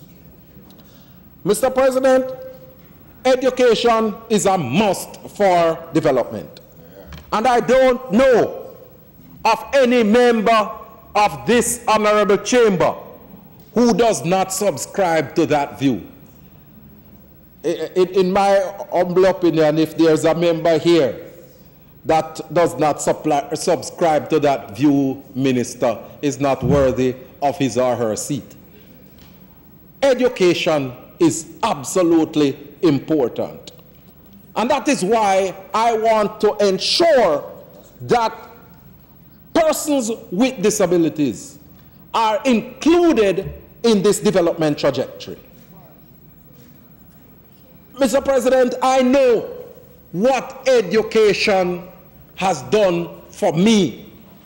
And a lot of people might believe that I am special. A lot of people might believe that, you know, it's exceptionalities where I am concerned. And I humbly suggest that it is not.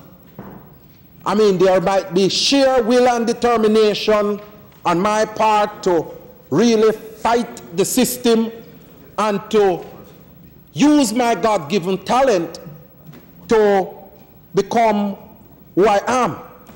But I can tell you, Honourable Minister, that there are a lot of other persons with disabilities out there with similar or greater talent than I have.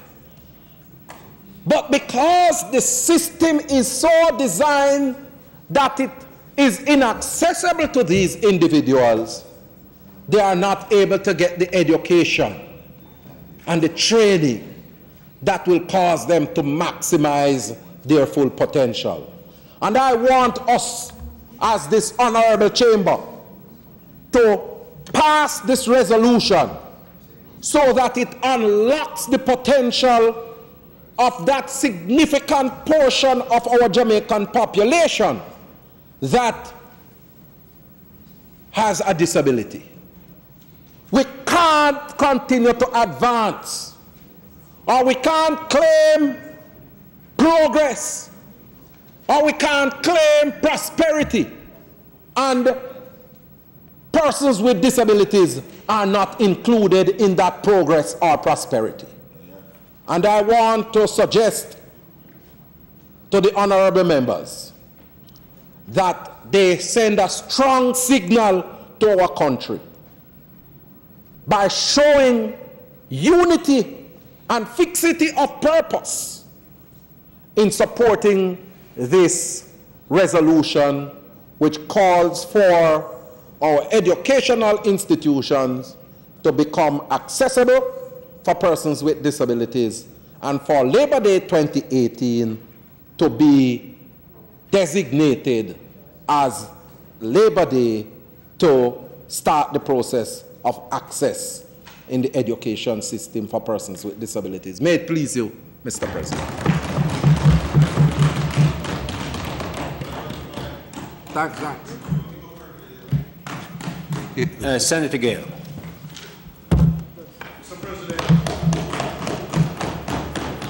May I ask permission, sir, to speak from a seat that is just next to mine? So it is.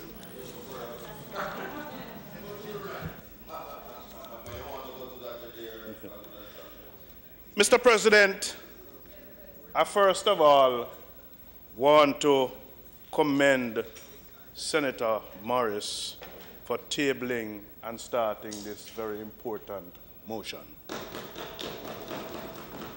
And sir, I am one that is compelled to speak on this motion, a motion that treats with what I consider the inclusivity for persons living with disability. And I do so because my mother, sir, worked for 40 years of her life supporting children with disability.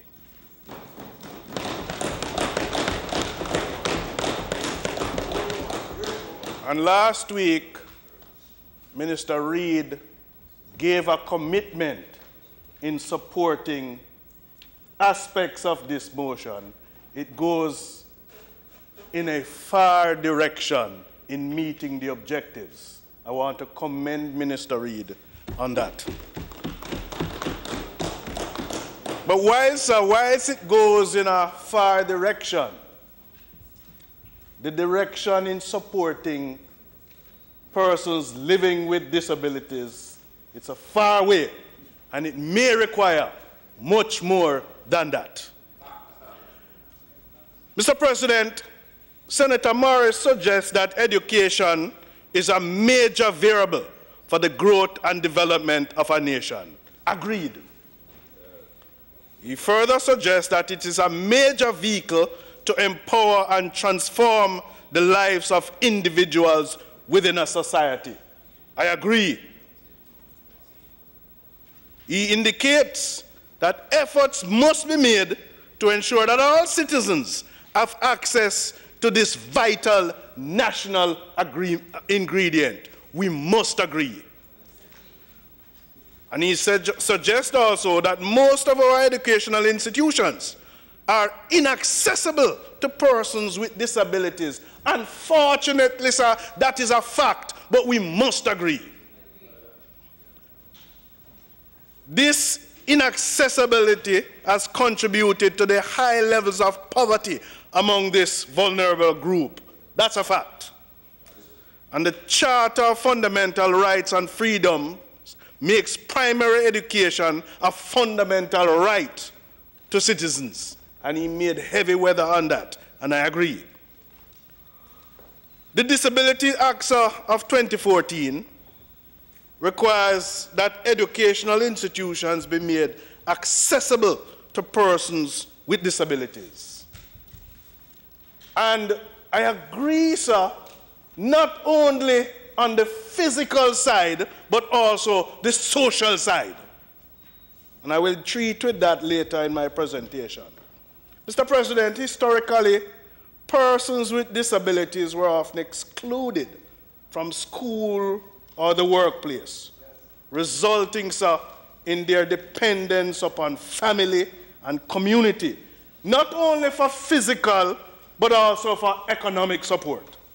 Mr. President, with disability on the rise globally, the approach currently being utilized in the treatment of persons with disability is to adopt a rights-based and developmental orientation.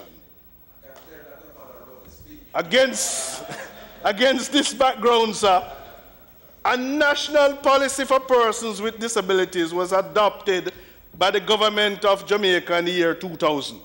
And this was in keeping, sir, with the United Nations standard on the equalization of opportunities for persons living with disabilities. It embodied, sir, the principles of equality and discrimination in relation to persons living with disabilities. And in 2014, sir, I was happy that I was a part of the Senate that enacted the new legislation to provide for the protecting of rights of persons with disabilities by highlighting and enforcing the rights of such persons in accordance with those stated in the Constitution of Jamaica.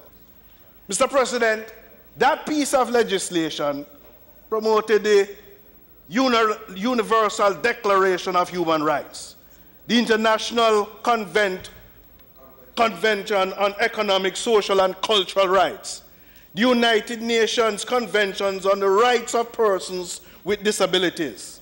And Mr. President, the legislation specifically provided that the statutory establishment of the Jamaica Council for Persons with Disabilities to be primarily responsible for ensuring that persons with disabilities are not mistreated by means of discrimination.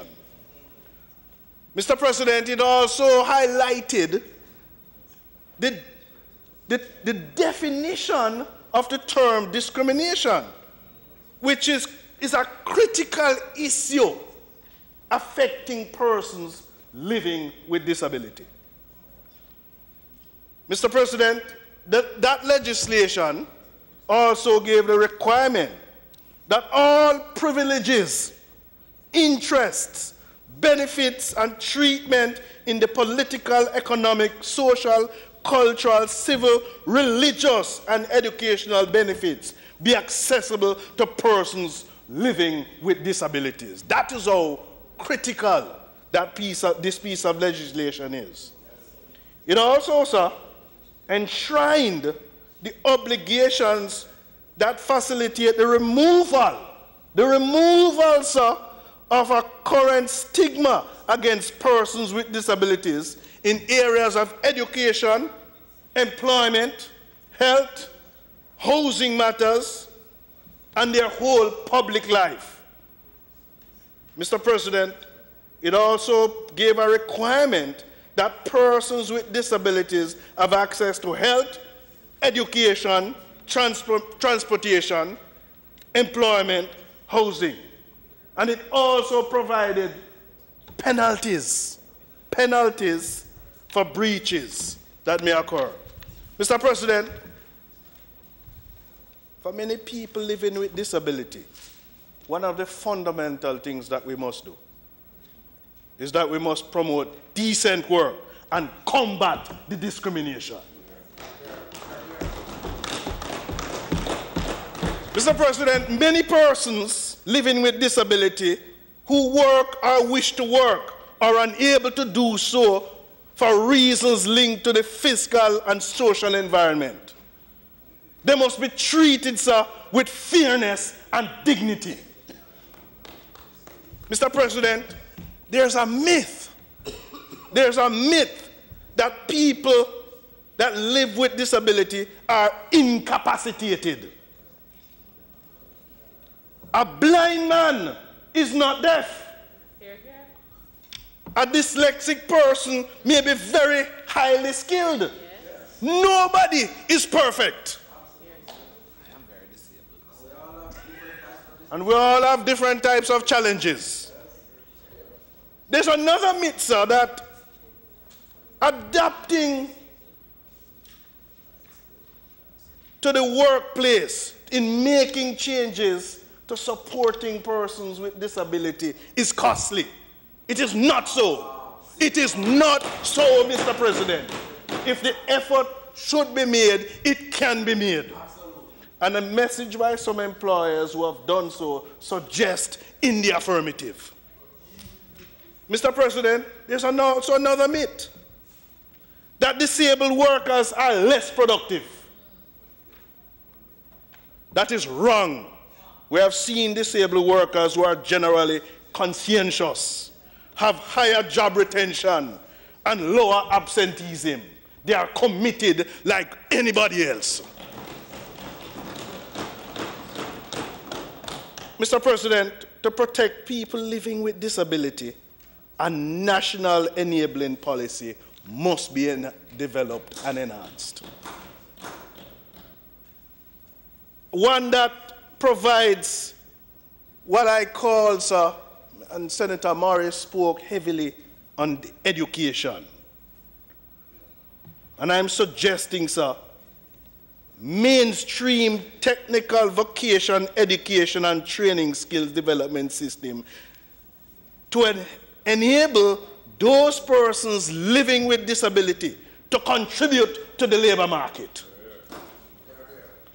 We must reverse the trend that those who are marginalized, unemployed, or underemployed, economically inactive, where they are in low-paid jobs with poor promotional prospects. Mr. President, persons working and living with disabilities can be promoted, can work in jobs that pay competitive rate. It must be based on their performance and their ability.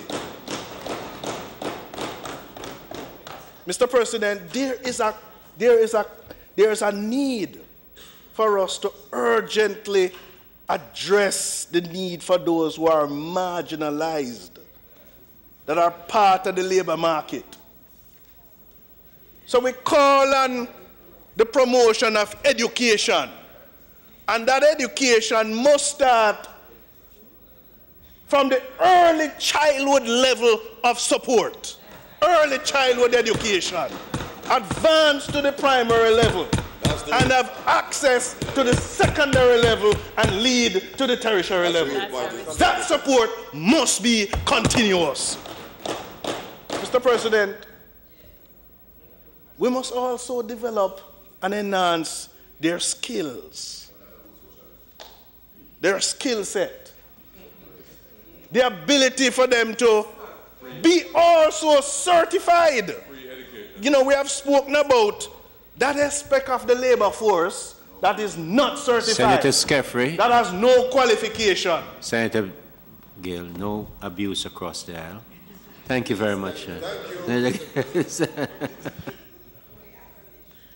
You see, he may, Mr. President, misunderstood my suggestion of the social aspect.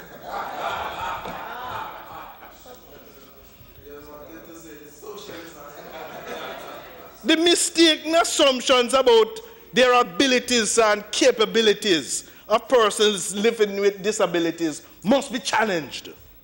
And when we speak about it and when we challenge it, we must challenge it with one voice.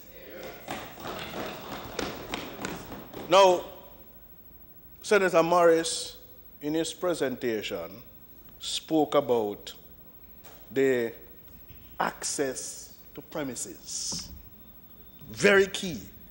And it's ironic, sir, that we are debating this motion when we are debating a bill that speaks to the building, access to premises.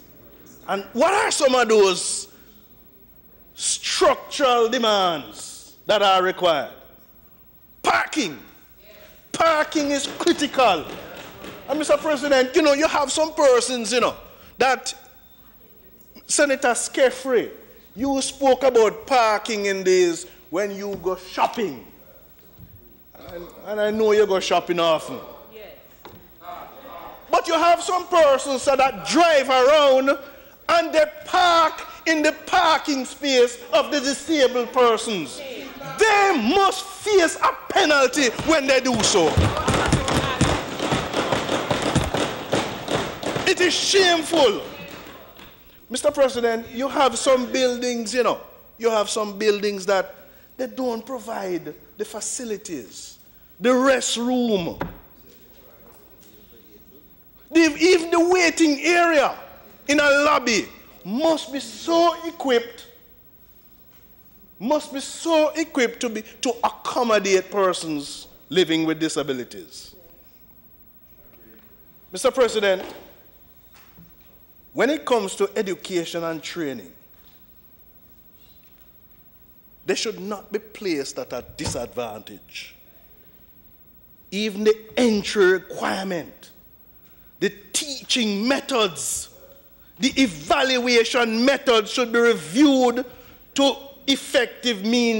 more effective means to be adopted.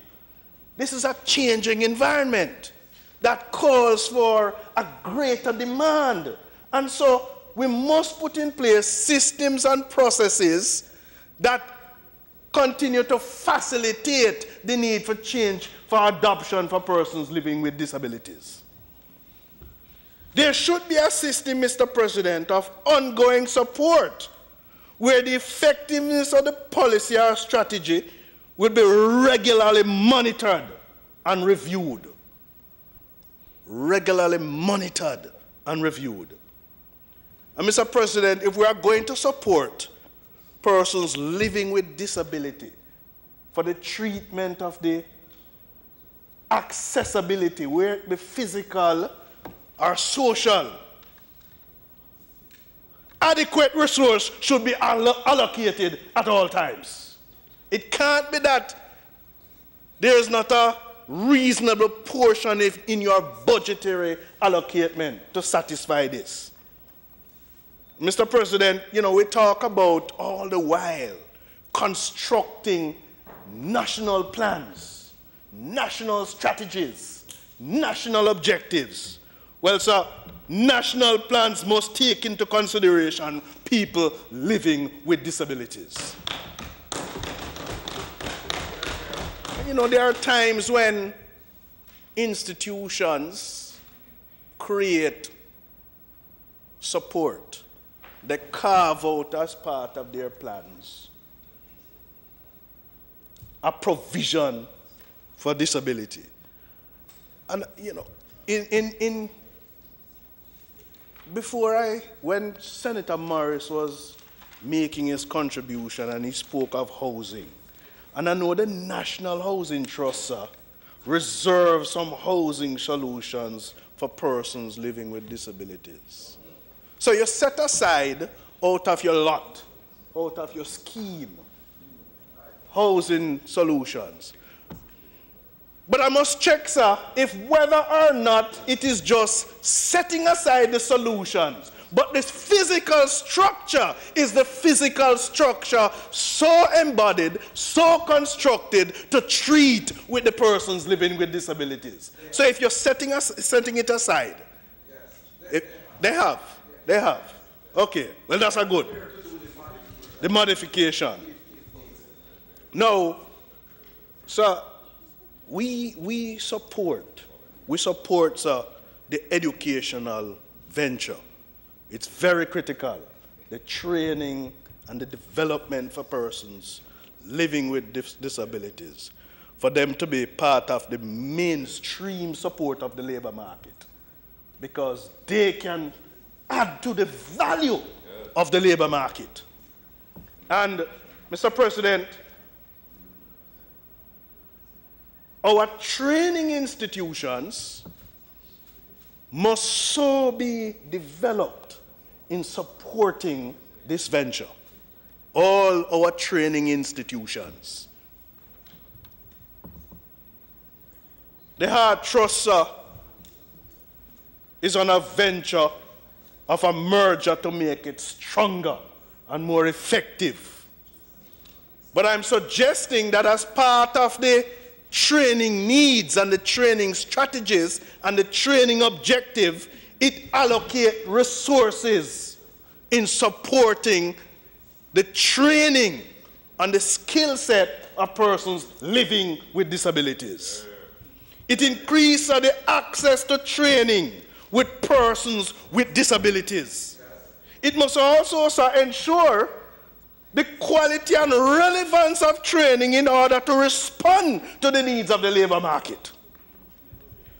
It has to, sir, if it's going to be effective in this regard, review of its training courses and the related materials from a disability perspective.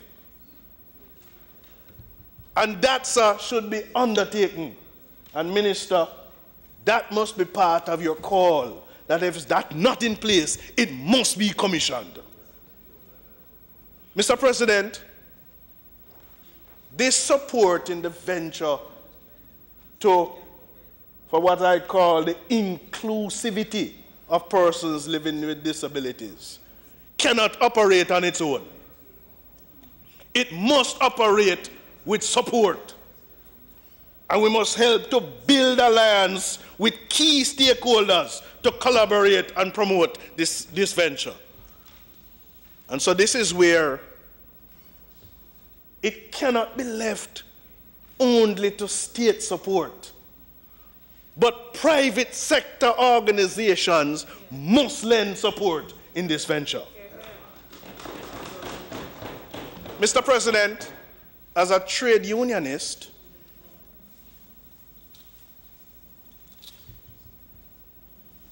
our primary responsibility is to ensure that at all times, workers who live with disability, that the workplace must be accommodating. The work process must be facilitatory, working in an environment that supports workers with disability. The work hours must be of the nature that it does not put undue burden on those individuals who have to work with disability. The tools and devices that they have to operate with must be supportive. The workstation, sir. Those workers who live with disability must not be burdened with the need to fit into the workstation of a normal worker. And so effort must be made to work on the physical environment. And we must also ensure, sir, that we have proper evaluation. Now, Mr. President, unfortunately, you know, there are persons who have the liberty of operating normal. And somewhere along their life, they develop some level of disability. And they are in the workplace. The fact that, you know, disability is not something you take off a shop shelf or you choose to take. Unfortunately, it happens. You must not be disregarded and discarded because of your disability. And whether or not, Mr. President, it is a short-term disability or a long-term disability, you must be treated with respect and a level of fairness. And so I call, sir, for employers. Once your employee, in the event of the unfortunate occurrence of a disability, of any sort, of any nature, early intervention and referral to appropriate services must be supported. And if you're in that situation where it's a short-term disability, because sometimes, depending on you may have gone through an accident because of the nature of the job, and you are somehow short-term disabled. How you are supported in that case, a gradual return to work as an option must be contemplated. Alternative job options until they are able to return to work must be viewed as also an option. The retraining into a new, different type of accommodated employment must also be explored. And Mr. President, I call at all times for the use and support of agencies that can treat with the psychological impact of treating with disability. And Mr. President, I support the objectives of this piece of legislation, of this motion. And one of the things, you know, is that what I call for, because we debate motions, we agree in this parliament. But I want to encourage, sir, with this one, wherever we land when we close and when we agree, whatever we agree on, the work that is required to facilitate the objectives must be ensured. Unlike the passing of the legislation, there seems to be, in my mind, an impairment of the effectiveness of implementing aspects of it. And I want to suggest, sir, that whatever we agree on, we treat it with the highest sense of urgency in protecting those persons that in our domain that are living with disabilities. May it please you, Mr. President.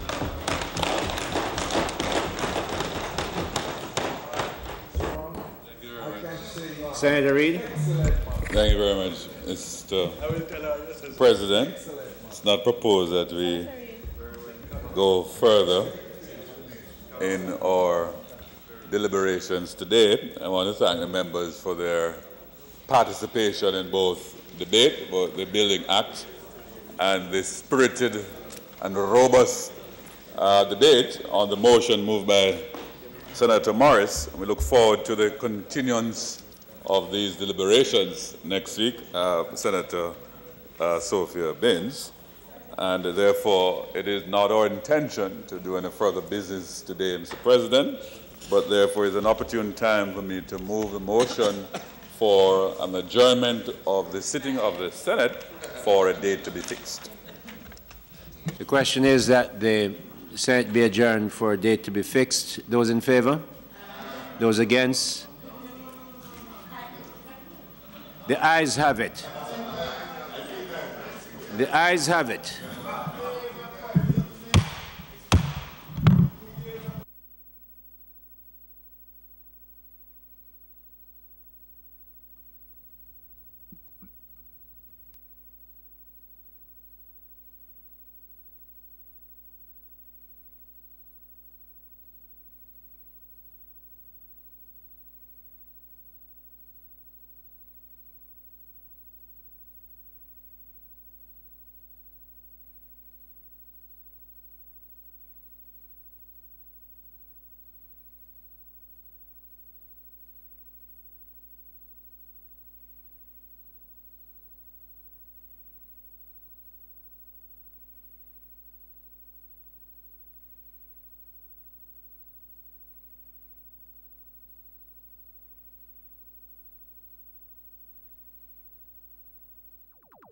All the people them when I want Zig V, hold up your hand.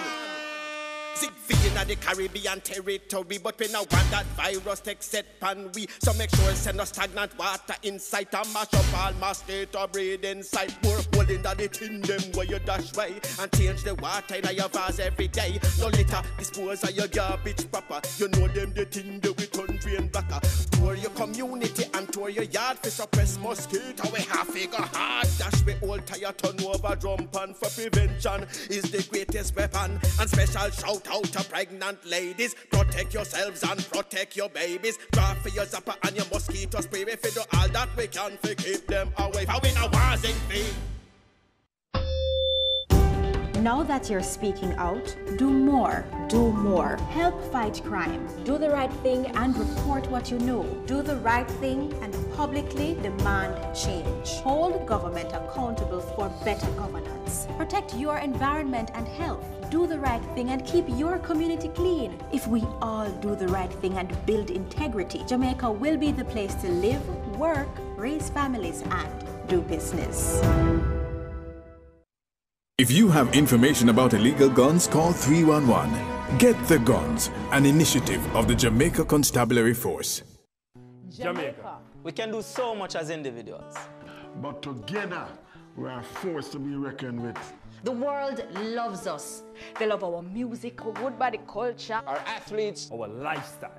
But have we been loving ourselves and each other? We have lost over 100 of our brothers and sisters since the start of 2017. And we recorded a total of 68 murders by domestic violence alone in 2016. Do we really love each other? Do we really know what love is? Love is freedom. Love is kind. Love is care. Love is acceptance. Love doesn't hurt. Love is having the courage to walk away. If I say I love you and you say you love me, there's no way we can hate.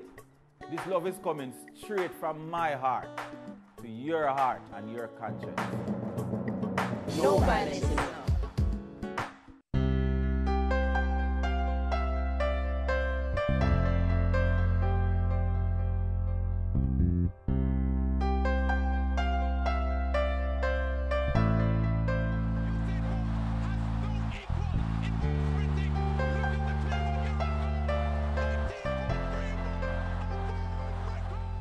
You can accomplish what you will. Jamaica to the world!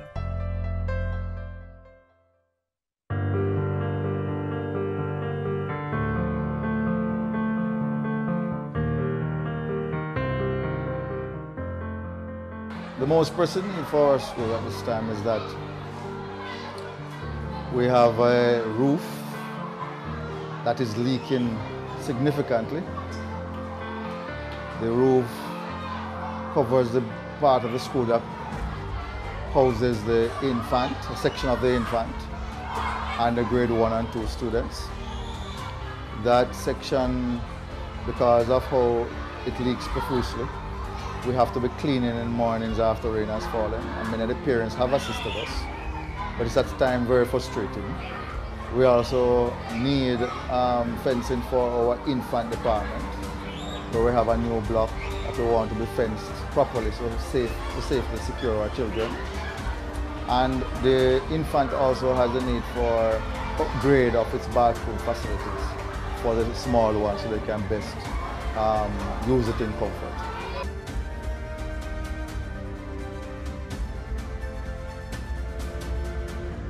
Mainly with the roof, because the roof affects a greater amount of students in the school. And once that roof is addressed, we'll have them in more comfortable situation that will facilitate greater learning and improve academic performance.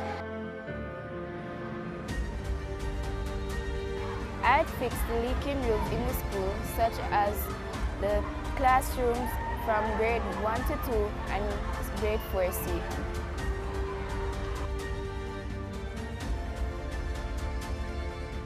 Well, the teaching and learning experience would be improved because the teachers and students would be more comfortable in class, the grades would improve, and I think the students will want to attend school every day.